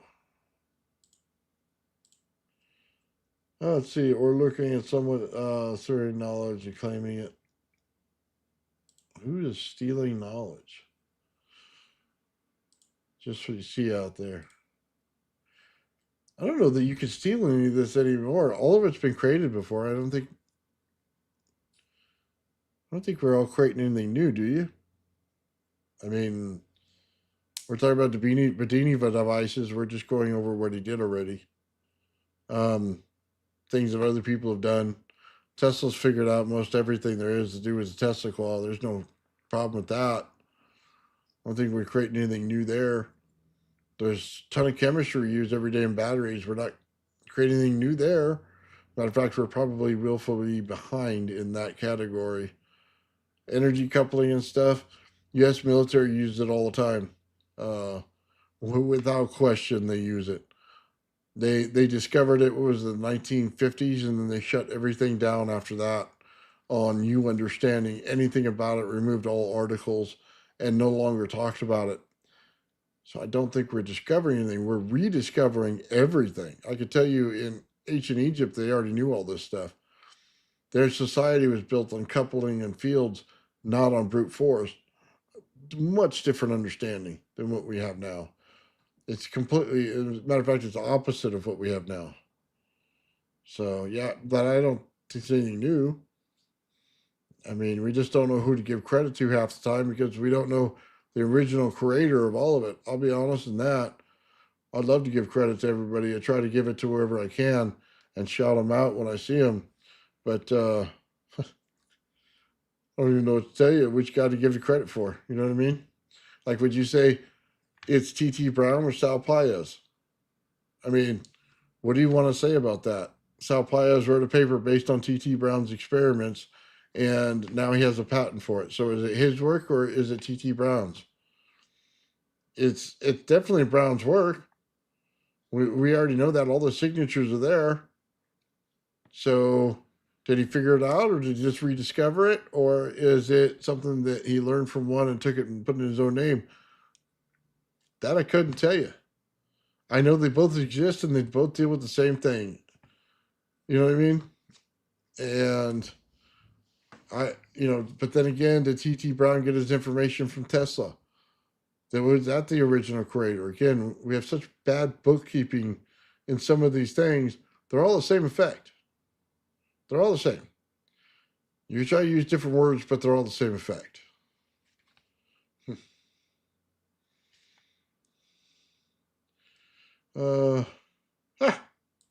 What talking about me? No worries. Right on, brother. Appreciate it. Sorry. Let's see. Call the Westing Stone Bridge circuit. What he's found Tesla safe is the key. Nice. Well, share the circuit with me somehow, and then I'll share it with everybody else, and we'll all look at it together, and we'll all decide what's really in there. I'm sure with all the experience we have on the show here that would have no problem whatsoever tearing apart that circuit and finding out what everything is. It's kind of an interesting experiment, to be honest with you. That'd be awesome. Send me an email on it. No one knows it's Tesla safe. We're finding out when the U.S. military goes into some place, man, they can take out a dictator that fast. You're finding out right then and there what's going on. You don't think crowd-controlled devices were used? People just ended up with their nose bleeding and the time dilation being wrong, that they went in there twice the speed, bullets came out 3 times as fast. You don't think they already understood what was in Tesla's safe? Oh, they have it. Oh, they have it. I mean, that's Ark of the Covenant stuff right there, brother. That's what that is. They told you about it in history and defined it. Now you're seeing it modern day today. U.S. military's got some nasty stuff, dude. Stuff that we can't even talk about on air because it's so top secret, man. But it all has to do with the same tech. Oh, 1-to-1 live stream host losing it in their voice. Nice. Yeah, keep up the good work. Absolutely. Grapes out and all, old man Bill's never give up. I don't. Dude, I'm doing my best. Be honest with you. I come out here and try to replicate the devices so that we could do it. I'm interested, once we get done with the main devices to get into the, some of the not so well-known devices, some of the stuff to pull energy out of the air outside. You know what I mean? Some of those devices I really want to be interested in.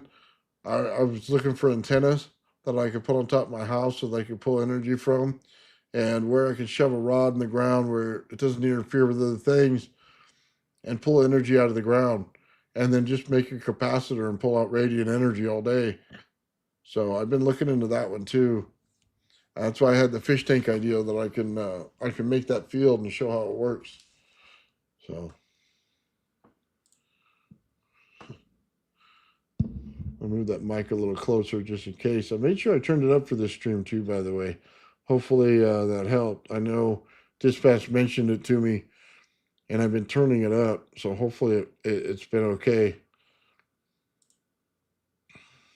Yeah, always be able to get better. Well, I'll be honest with you guys. It may not seem like it, but I listen to everything everybody says, and I try to do my best to make things work that way. I mean, that's what I do, guys. I'll be honest with you. I'm in retirement. I could be sitting here eating ho-hos and ding-dongs and, you know what I mean, eating some bag of chips and some soda pop and watching TV all day, but I choose to do this. I enjoy it a lot more. And I don't know why. Maybe it's just, something like same things in every one of you guys are, experimenting is fun. That's why I do this. I No other reason, man. Don't need to get rich. Don't need to get famous. Don't need to do anything else. I just like hanging out with people that do the same thing I do, and then try the same experiments I do, and then try to explain them the best I possibly can, so that somebody else may replicate it. That's what I do. That's what I enjoy doing, man.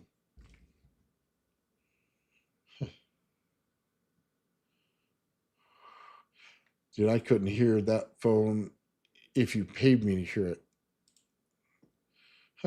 Matter of fact, I actively do not listen to the phone. Oh man. Oh, oh man.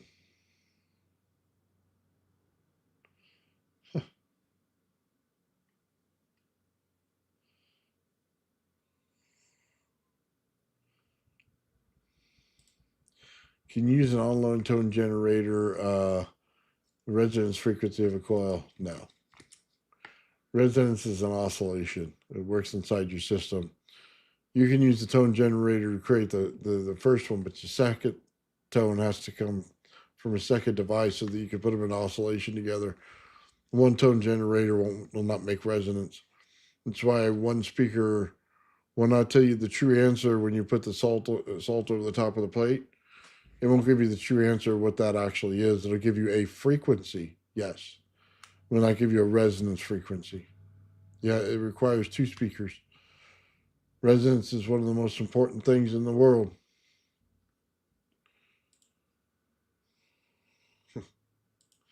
Ask Hutchinson what the feds can take. Oh, they took everything from that man. They literally took everything from that man.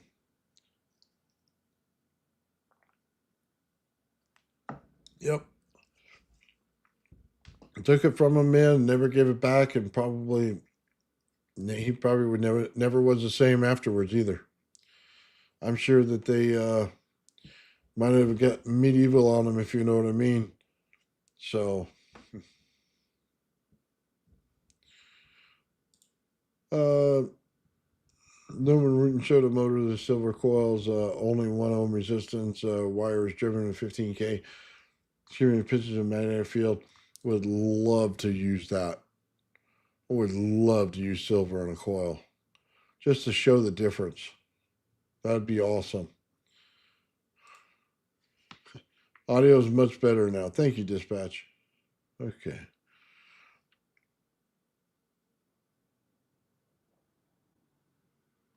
Okay, now I think I'm getting caught up with the chat. Okay. Right on, brother. Yeah. Try to do the right thing all the time.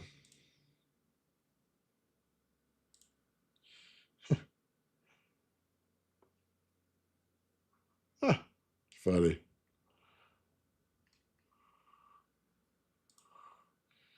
Alexei, what's that? Popoff? Did I get that name right? Popoff? I don't know who that is.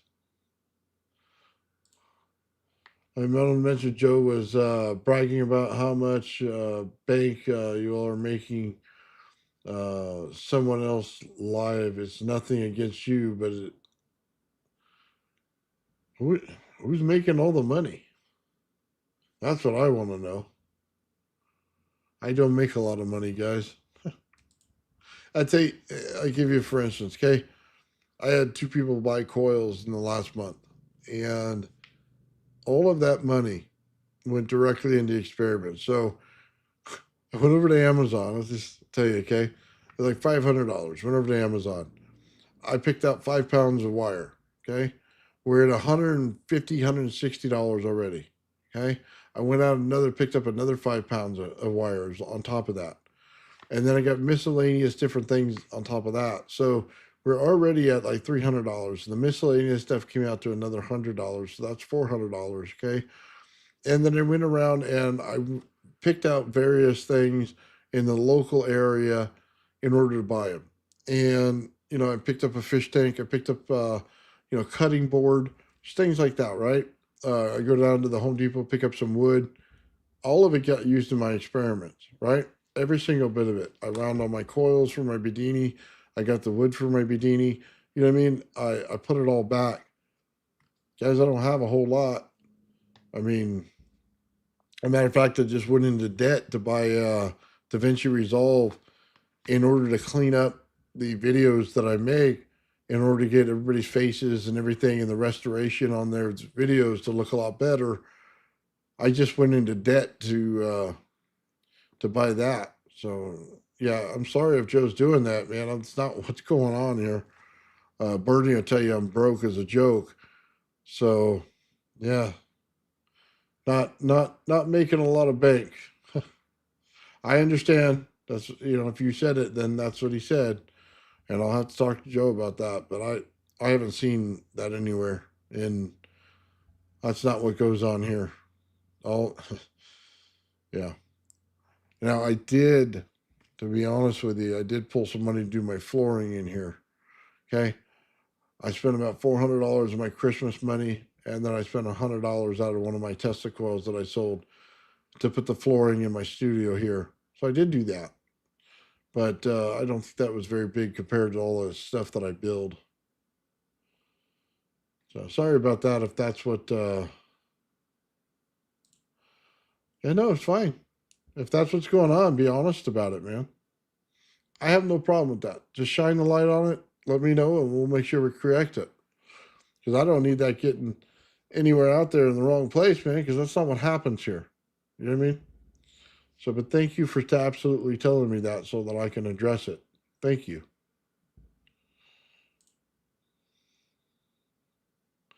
Yeah, I'm not in this for the money, guys. Sorry, it's just not me. You can ask Dispatch how much money I got.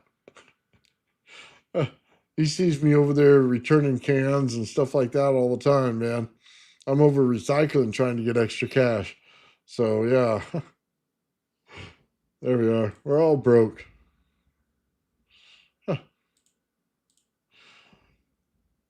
Yeah, I put 100% plus. That's absolutely right. Yeah, I don't ask for anything in return, man. I'm just happy when people watch the videos.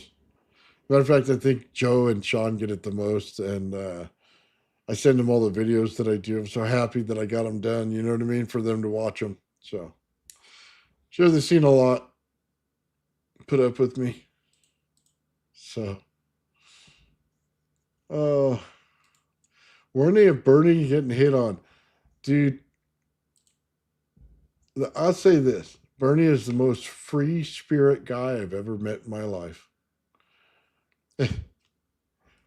What you see on camera is Bernie. Okay, that's, I'll just say that. Okay, he loves to go out and hike and climb mountains. Loves to go out in nature. I seen him at Lake Mead. He was over at the Hoover Dam. Uh, he was out in the middle of the desert, it looked like. And when he was here, he was climbing mountains every week, man. He Every time he got my son to go out with him and climb a mountain. That guy is full nature, man, full on, going out and doing things. And he literally goes, "Oh, I'm going to go climb that mountain today, Nathan." And then he goes. Biggest free spirit I've ever seen in my life. Huh. Oh, wow.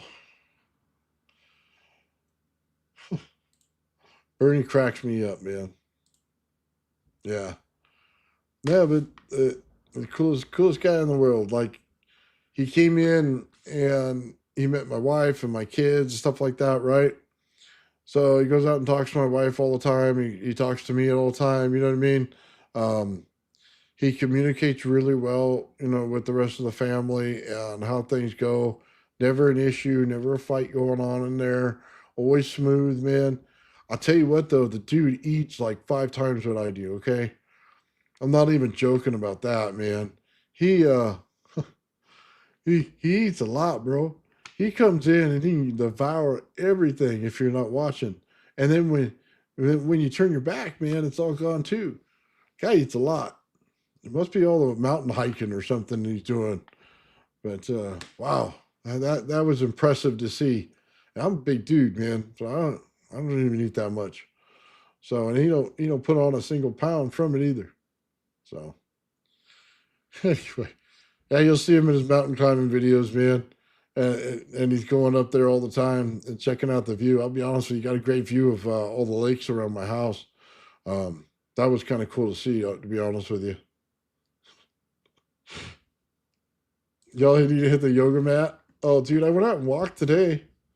I went out and got some walking going on, man. Uh, Gotta lose some weight here, so yeah, yeah, Barty is awesome, man. I don't know what I expected to see from him in person, but it was the same thing I saw on camera. That's to be very honest with you, man. Yeah, pretty cool. I was more impressed that he talked to everybody in the family. You know what I mean, and communicates really, really well. So, hats off to Bernie for that, man.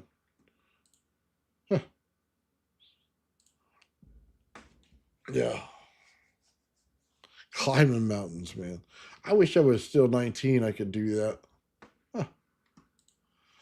But always a motive in mine is not hate, just saying, imagine money and love, things for gifts for me, folks. Yeah, no, it's all good, man. All good. It all works itself out. I always feel that way. I always try to help out, man, whenever I can and do things and, you know what I mean, help people get through things if I can. You know what I mean? But it's all good.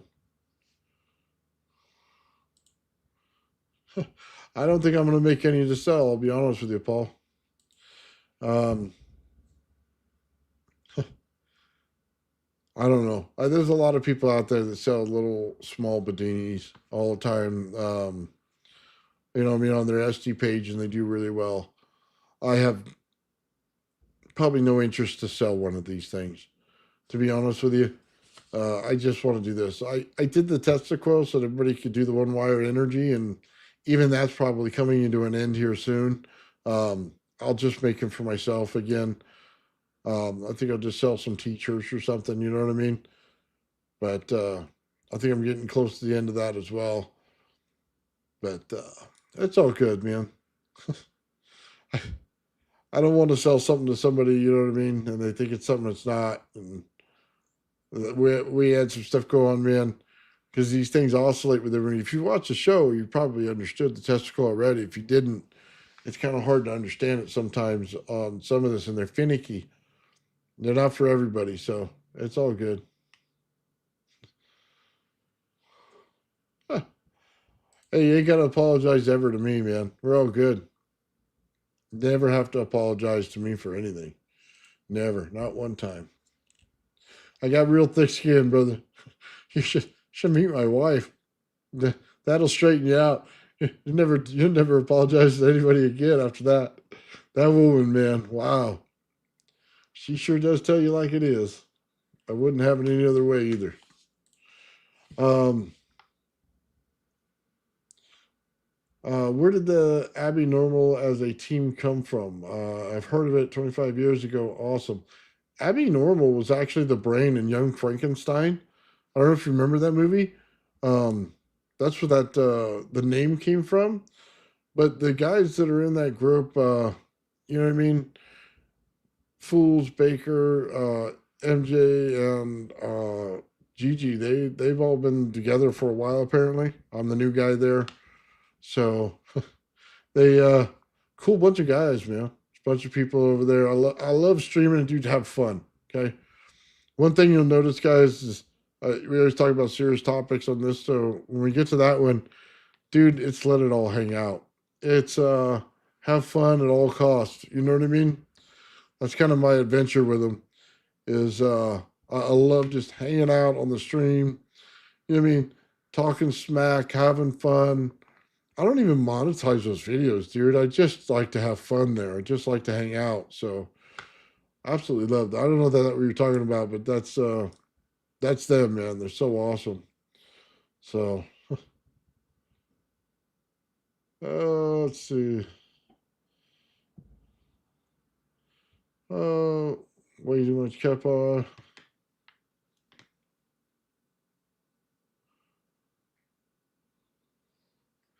Uh, yeah, had one of those almost destroyed. It was cool. Yeah, it was funny, dude. We were sitting up there doing the live experiments and stuff, and I was taking a cantaloupe and I cut it in half, right? And I was joking that my melons were overly ripe because I tried to cut the center out of them, man, and one of them just pushed through, and it was rotten, I guess. So I was laughing my butt off, man. I put these little things, little blow things that make the little noise and have the little streamers. I put them right in the center, man, and held them up. You know, showed them my melons.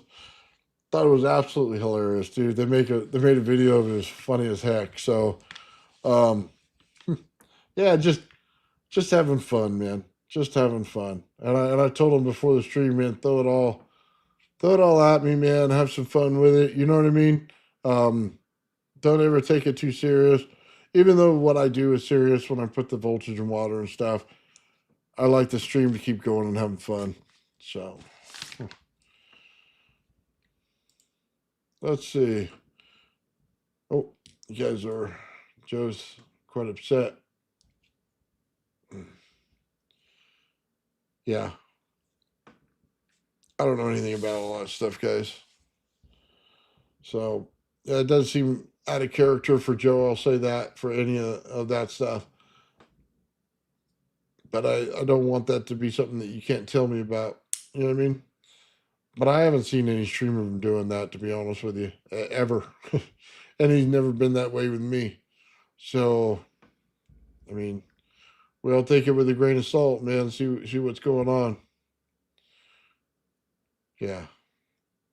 So, but like I said, I've never seen it before. But I also appreciate someone telling me. I just like to know where they heard it from. That would be interesting. So, you know what I mean? We'll see. But I don't know that Joe does any other show but this one and then Mike's show once in a while. So I don't know where you would say it at. You know what I mean? Speaking of Mike, what's up, Mike? You know what? I've been watching Faraday's channel and I've been trying to find his secrets. The hard thing is most of it's in membership. But I did find a video today. Shout out Mike there. He used the Renegade device. It was the green one in the suitcase. And he was talking about the switch that he got from the automotive store, Princess Auto. That's where he got it from. And that it was making a lot of sound in there because it was a spark gap switch. And it was the 5-prong switch, not the 4, 12 volts, 40 amp switch. It's an automotive switch. And it gave me all the information I need to know about it. So, no, it was quite an interesting video, and I appreciate you for that, Mike. Watched it just today because I was trying to figure out that switch and what you're doing with it. And I got to see all the wiring and where things went and the piezo's and stuff like that in there. Um, anyway, those piezo's are fast fill, fast dump, so they're of course you're going to be in resonance with your coil and your spark gap, and put them all together and should make it run faster because there's less impedance in the system when it does that. It straightens out the frequencies. So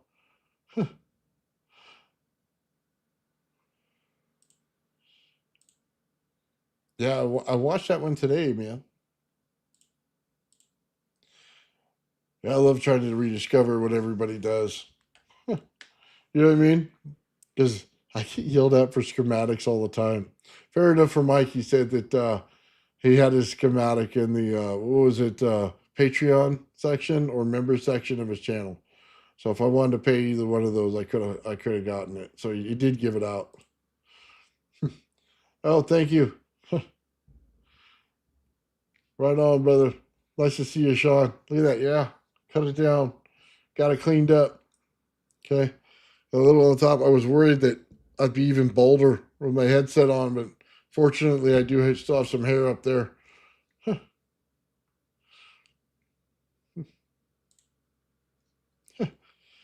Love it. The good thing is You know, we'll have to compare notes, Mike, once I finish the device, and it'll be awesome.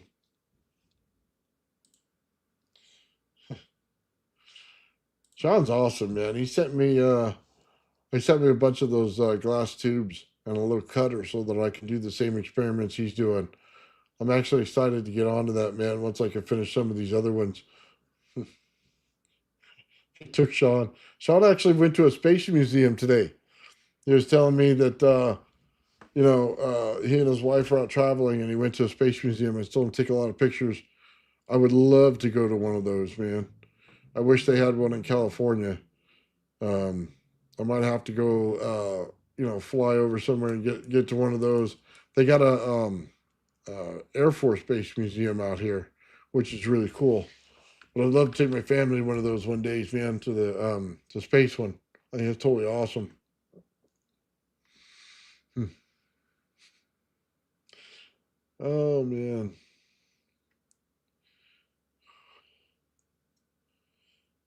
Yeah, I'm gonna stay out of that whole conversation between them two. And yeah, Joe and I will talk off air. So no, that's cool, Sean. I hope you had a good time over there, man. You seen my test run? Oh, I'll show you that again. In case anybody hasn't seen it.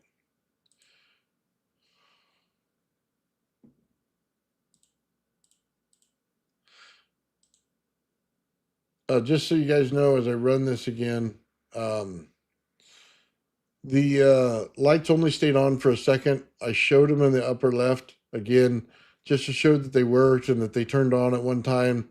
Once this thing went up to speed, they all went off. All the lights went off, and everything came out real clean on it.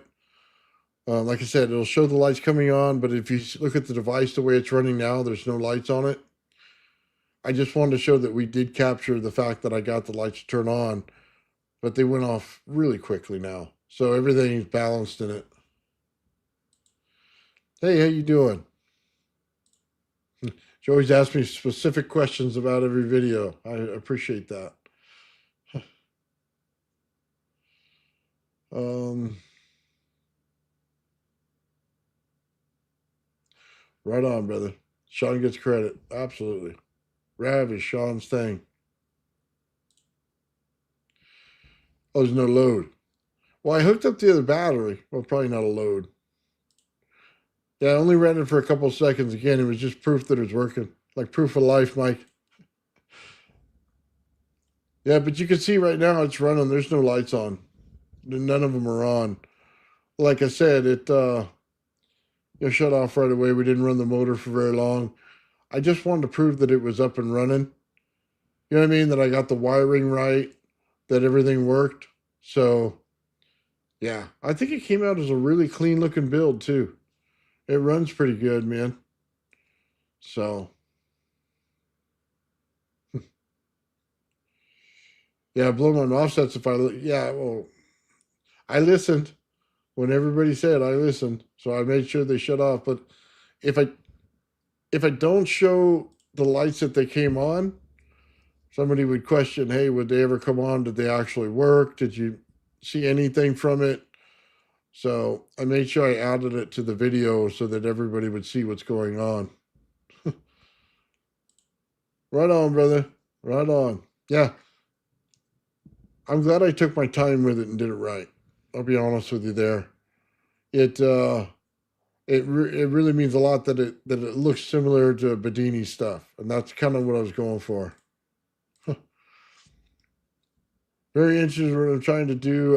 Achieve end goal, 0 point energy. Absolutely, absolutely.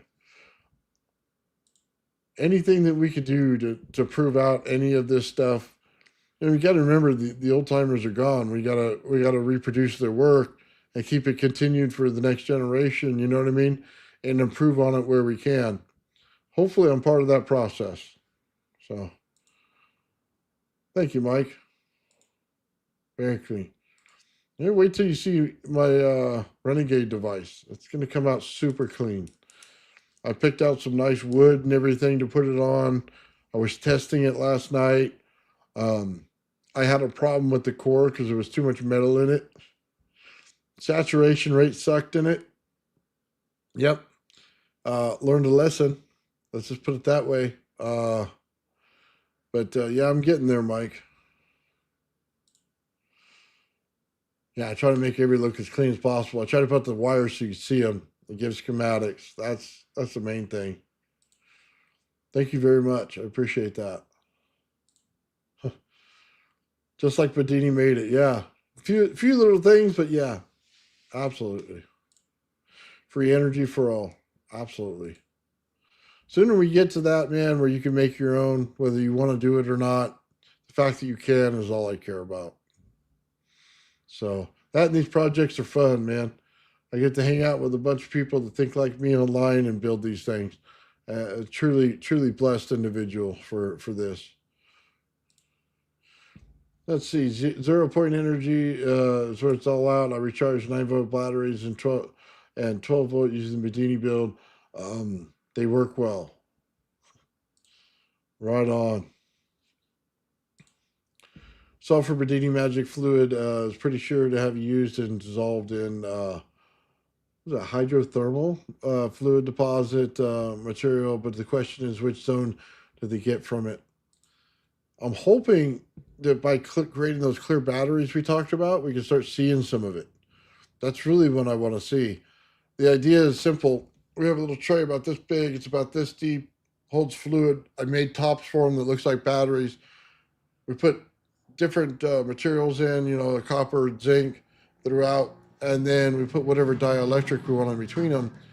And the idea for me is how much can I increase the dielectric in between them to get the battery to work properly?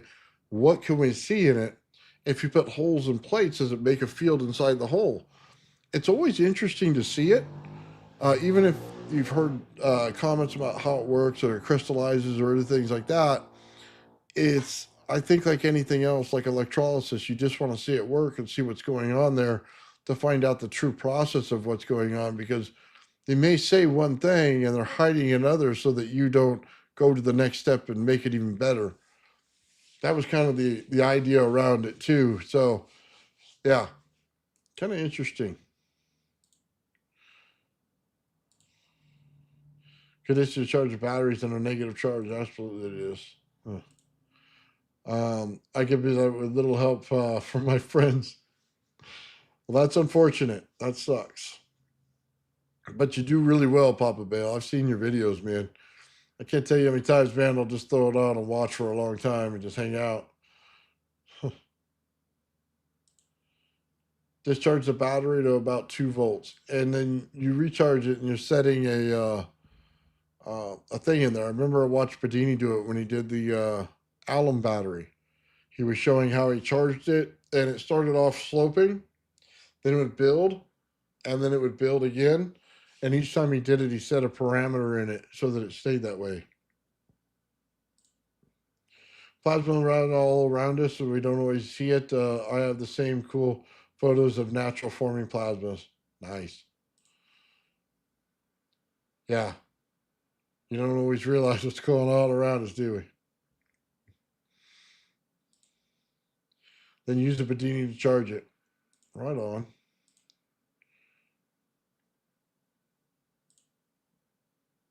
Joe Crocker.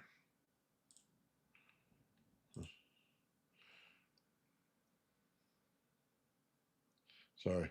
The two junkies use in the Wheatstone Bridge to find the resonant frequencies of the second coil. I was hoping Nathan would use for his builds. Not yet. This is the key found for Tesla Safe. I just need a schematic. Let's see. It would be negative charge battery. Yeah. Yes, the negative doesn't mix well with the positive. That's what Spirit was saying out here. Um, sure, that's true.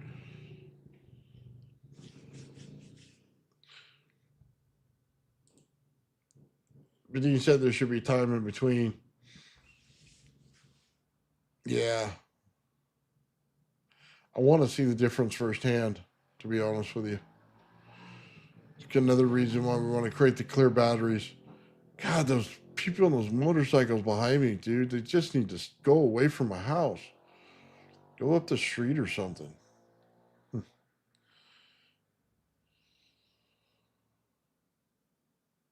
Oh, Joe Crocker's the singer. A little help for my friends. I missed that one entirely. Good call, dispatch.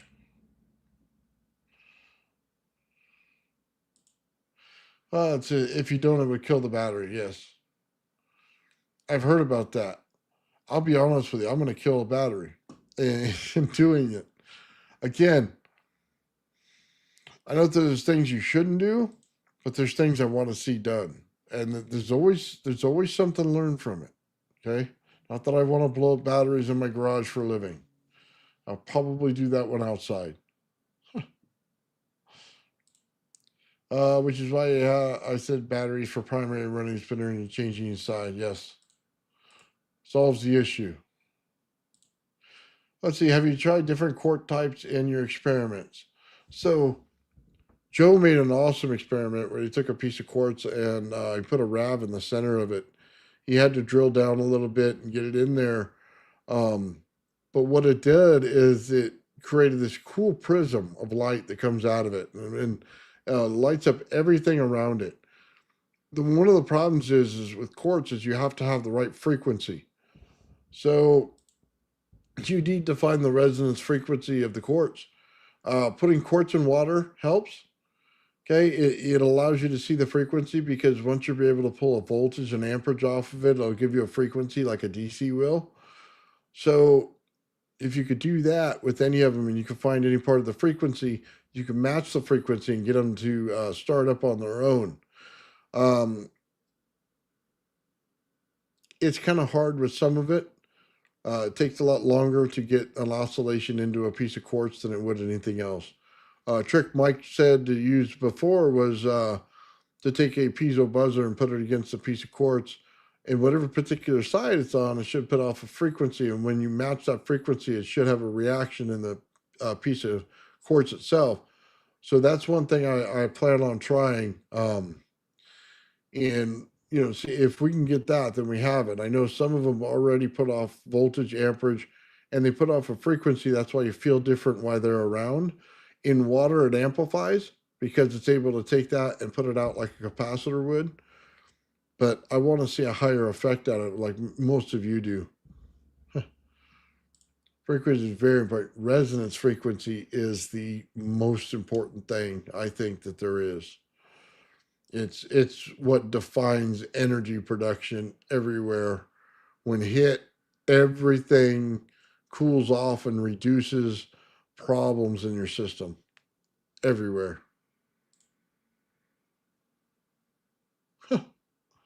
Oh, I don't want to say that one, but yeah, I think it has to do with the shiny yellow stuff, if you know what I mean. Yeah, I can't put those comments up, guys. I'm sorry. I know what you're talking about.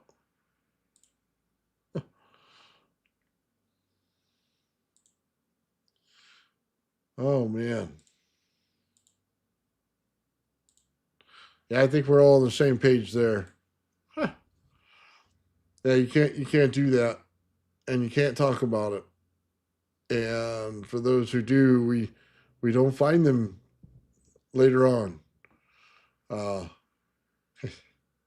I'll just say that and stay away from the whole subject, guys. Um, yeah. Anyway, for our coil, man, we need to create a snubber. Okay, we're gonna charge a plate to see what it does. Okay. Um, you can add a potentiometer to adjust everything. We can power inverter for a light. I had mentioned that Mike had that cool switching device, which he put in line with his piezos and is able to light up that LED light. Came out really bright. I like that. I also seen him use a power cell inverter from a solar panel. Also, an inverter would be good. Let's see, we talk about harvesting coils, using extra coils, put one at 45 degrees to the Bedini, see if we can't use it to pull energy out. Use caps in parallel, not in series. A glass core or a crystal core. would turn out really well. We'd have to see what that does, especially going into negative energy, and then try separating a MOSFET and see what it does from the system. That was another idea that we came up with today throughout the stream. I think honestly, those are all great ideas. I want to see the piezo's in action because I've done it on my Tesla coil. I can amplify my Tesla coil with piezos. It'll double the voltage. So yes, I want to see that in the coil.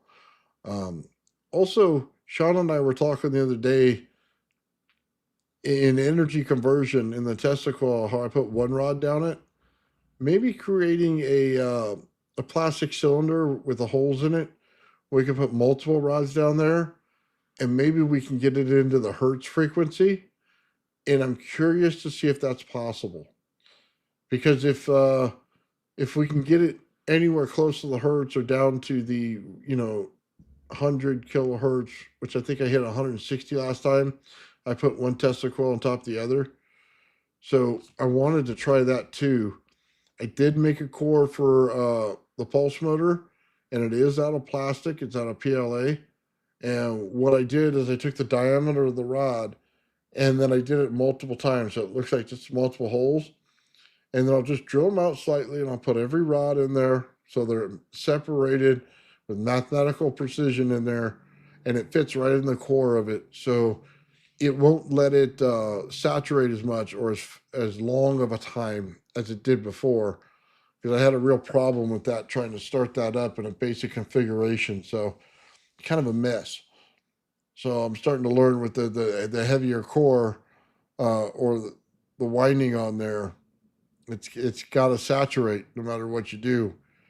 So I could see why the piezos would be helpful in that manner for sure. Let's see, whole color. Excuse me, said all those words wrong. Color holds frequency as well. Different color quartz, absolutely they do. Some of them. Um, oh, what was it? The purple one, the quartz with the purple in it. They say has what radioactive stuff in there, something like that. They had a guy put one of those big oscillator machines, and it stripped some of the color out of the quartz, but then hitting it in another field brought back the color in there. It's interesting. And so, yeah, there you go. That's the right one. Um, it's interesting. I watch those videos all the time in trying to figure some of this out. I, um, I truly believe that the crystal is the answer to a lot of stuff in how the earth works and stuff. Definitely the perfect oscillator, and they put off beat frequencies when they get working together, because different sides of the quartz come up with a different frequency. So if it's six-sided quartz, you may have six different frequencies inside there. So you have to watch out for any one of those, and any one of those could be a higher frequency or whatever. But when two oscillate that are off frequencies, you get a beat frequency, which is totally awesome, which means that it can do the mechanical work inside that crystal by itself. So instead of drilling it or something like that to pull the energy out and see it light up, you just need a beat frequency to develop inside of it. It's like a burst of energy every time it goes off. And that in itself will put pressure inside the quartz that's already there to do it. You don't need external pressure to it. So there's a lot more to those crystals than people think. And you can store information in there and how you build them and how each thing is built. We're learning with the RAV how to build out different things. So I think that's not too far off in the future. It's a little bit different than everybody thinks about things, but it would make sense if your society was underground for a long time and you had to use rocks and minerals and stuff a lot. You would probably be 100 times more advanced than we are in understanding some of this stuff. And you'd understand, you know what I mean, like granite and the quartz in granite way better than us. I think it's a lot more interesting. And we've we've talked to Liz from, she has past memories in Atlanta and stuff like that. And she's always telling us that resonance and quartz were the answer. And every time we turn around, it seems to be true. So shout out Liz over there doing a great job on her channel. But yeah, totally awesome, man. Some of that stuff that they do. And I think a lot of people think it's fantasy. I'd tell you right now, it's not. We've learned we learned a lot of stuff about some of this stuff, man. And it's barely coming out now. Oh, man. Right on, Bit Dispatch. I appreciate you asking everybody for that, man. More likes, the more it gets out to everybody. Um, Guys, here in the next couple weeks, we're gonna have the Bedini video out. I'm gonna be working on that. I throw into the member section, man, some of the videos that I do on it, so I'm gonna continue doing that. I'm gonna show that pulse motor firing for the first time, and then we're gonna go on to the end machine after that. I'm going to show all that in there, but in the next 2 weeks, we should be putting out a nice Bedini video. I'll do some history on Bedini a little bit. Uh, and then also, we have another RAV video coming up. So let's see. Joe said 2 to 3 weeks, 3 weeks max, every 2 weeks, maybe a little over there. We want to do another RAV video. So I have most of it getting put together now, and then Joe's going to do his part. By episode 4, Joe's writing episode 4, man. That's him. So it's all about the light and all that stuff in there and what's going on. And that's just going to be an interesting video in all itself. But we have more rap videos coming out for that. I want to present it in a particular way. And we've all been good at that so far. I want to continue the same way we did it. And then, but the Bedini will be made that same style of video. So we'll sit down, give an intro. I mean, put in some cool music, and then give a synopsis, and then start the video with everybody's insight into it. I think it really came out well last time, so that's why I went out and got the DaVinci Resolve, the full version, so that we can make it look super cool and clean it up. You know what I mean? And get the just the videos of what Sean does is amazing. So I want to make sure we get that in full 4K if we can. So anyway, guys, that's all that's going on, man. And then Joe and I will be here on Friday talking about something. And then I'll be on Traveling Fools on Fridays as well, man. Doing some cool stuff over there. I don't know what we got scheduled for this week, but I know Joe probably has a good insight of what he wants to do. And I think we're going to figure out a premiere date and stick to a schedule on that, on the rap videos. So they come out the same day, about the same time. We'll do a premiere on them, and I think Joe's all good with that. And we'll stick to that schedule. That'll make things a lot easier. Everybody be able to find it. You know what I mean? I think that's the way to go. And then, well, that said, man, I got a lot of cool ideas here for the Bedini motor, and we'll run certain Bedini tests for the video, and then we're off to the races, guys. Right on. Thank you for tuning in. I appreciate it. Sandstone Rav and plastic lid. Dude, I saw a lot of stuff on yours, Dennis. Let me pull it up real quick. Give me a second. Uh,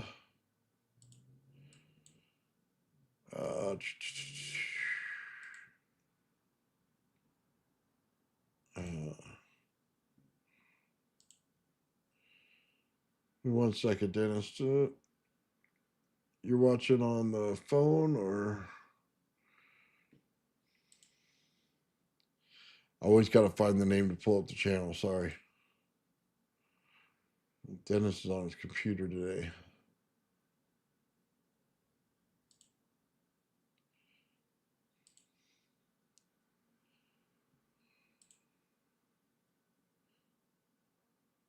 It's on a shorts channel. All right, Dennis, I'll pull it up right now for you before I take off.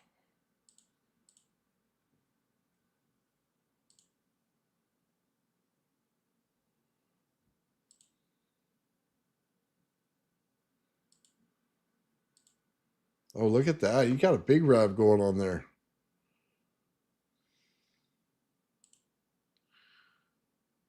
Oh yeah, Dennis, you got it going on. Oh, did you see that burst? Oh yeah. See, that's the energy we want to capture right there when it bursts. See, it gets into like a halfway normal rav. Right there's normal. Oh, it just broke it. Okay, so hold on. We're gonna look at it real quick. Pause it.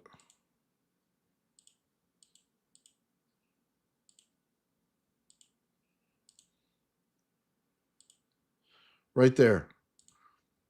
So that's a normal rav right there. That's a nice, clean, normal rav, right? Where the energy gets pulled out is there. So you can see the difference in the two. You got like a perfectly formed rav that'll give you everything, all the lighting stuff, you know what I mean? Everything you want. Then this is pure power. As soon as it pulses, it's broke the sheath zone and pushing out energy everywhere. So this is where we need to capture it. So Dennis, you got it. You got it right on, brother. Yeah, Joey's got it going on. Look at that. Sean's even in there, man. You see that, Sean? He had like a perfect rav and a burst. Look at that. So he's got it going on nice. You see the stage, perfect rav right there. Absolutely perfect. And then gigantic burst of energy. Oh, here we go, right there.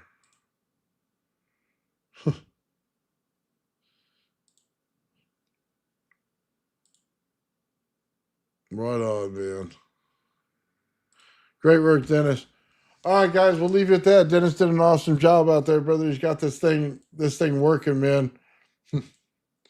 Yeah, definitely pulling energy at that point, and that's kind of what we want to look at. Right on, man. All right, guys. Have a great night. The old man will. The old man will. The old man will. The old man builds. The old man builds is broken in the head. People not seeing reality has put them in the red. Where conscious and spirituality restricted from the norm and replaced with the ignorance of basic magnetic form. The geometry of God keeps running through his head. That's what makes old man builds broken in the head. The old man builds.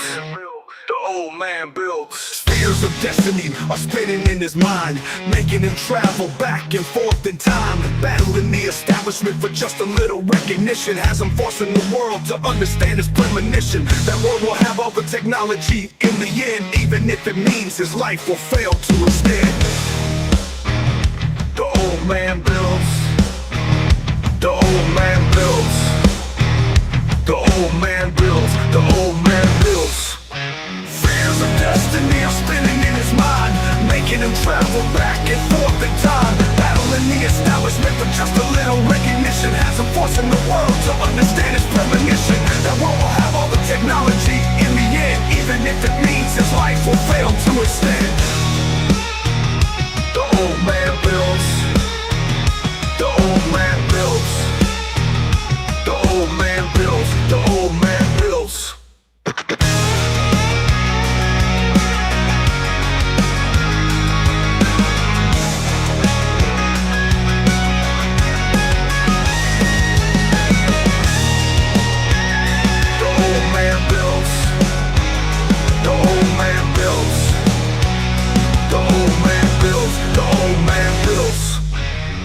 Fears of destiny are spinning in his mind, making him travel back and forth in time, battling the establishment for just a little recognition. Has him forcing the world to understand his premonition. That world will have all the technology in the end, even if it means his life will fail to extend.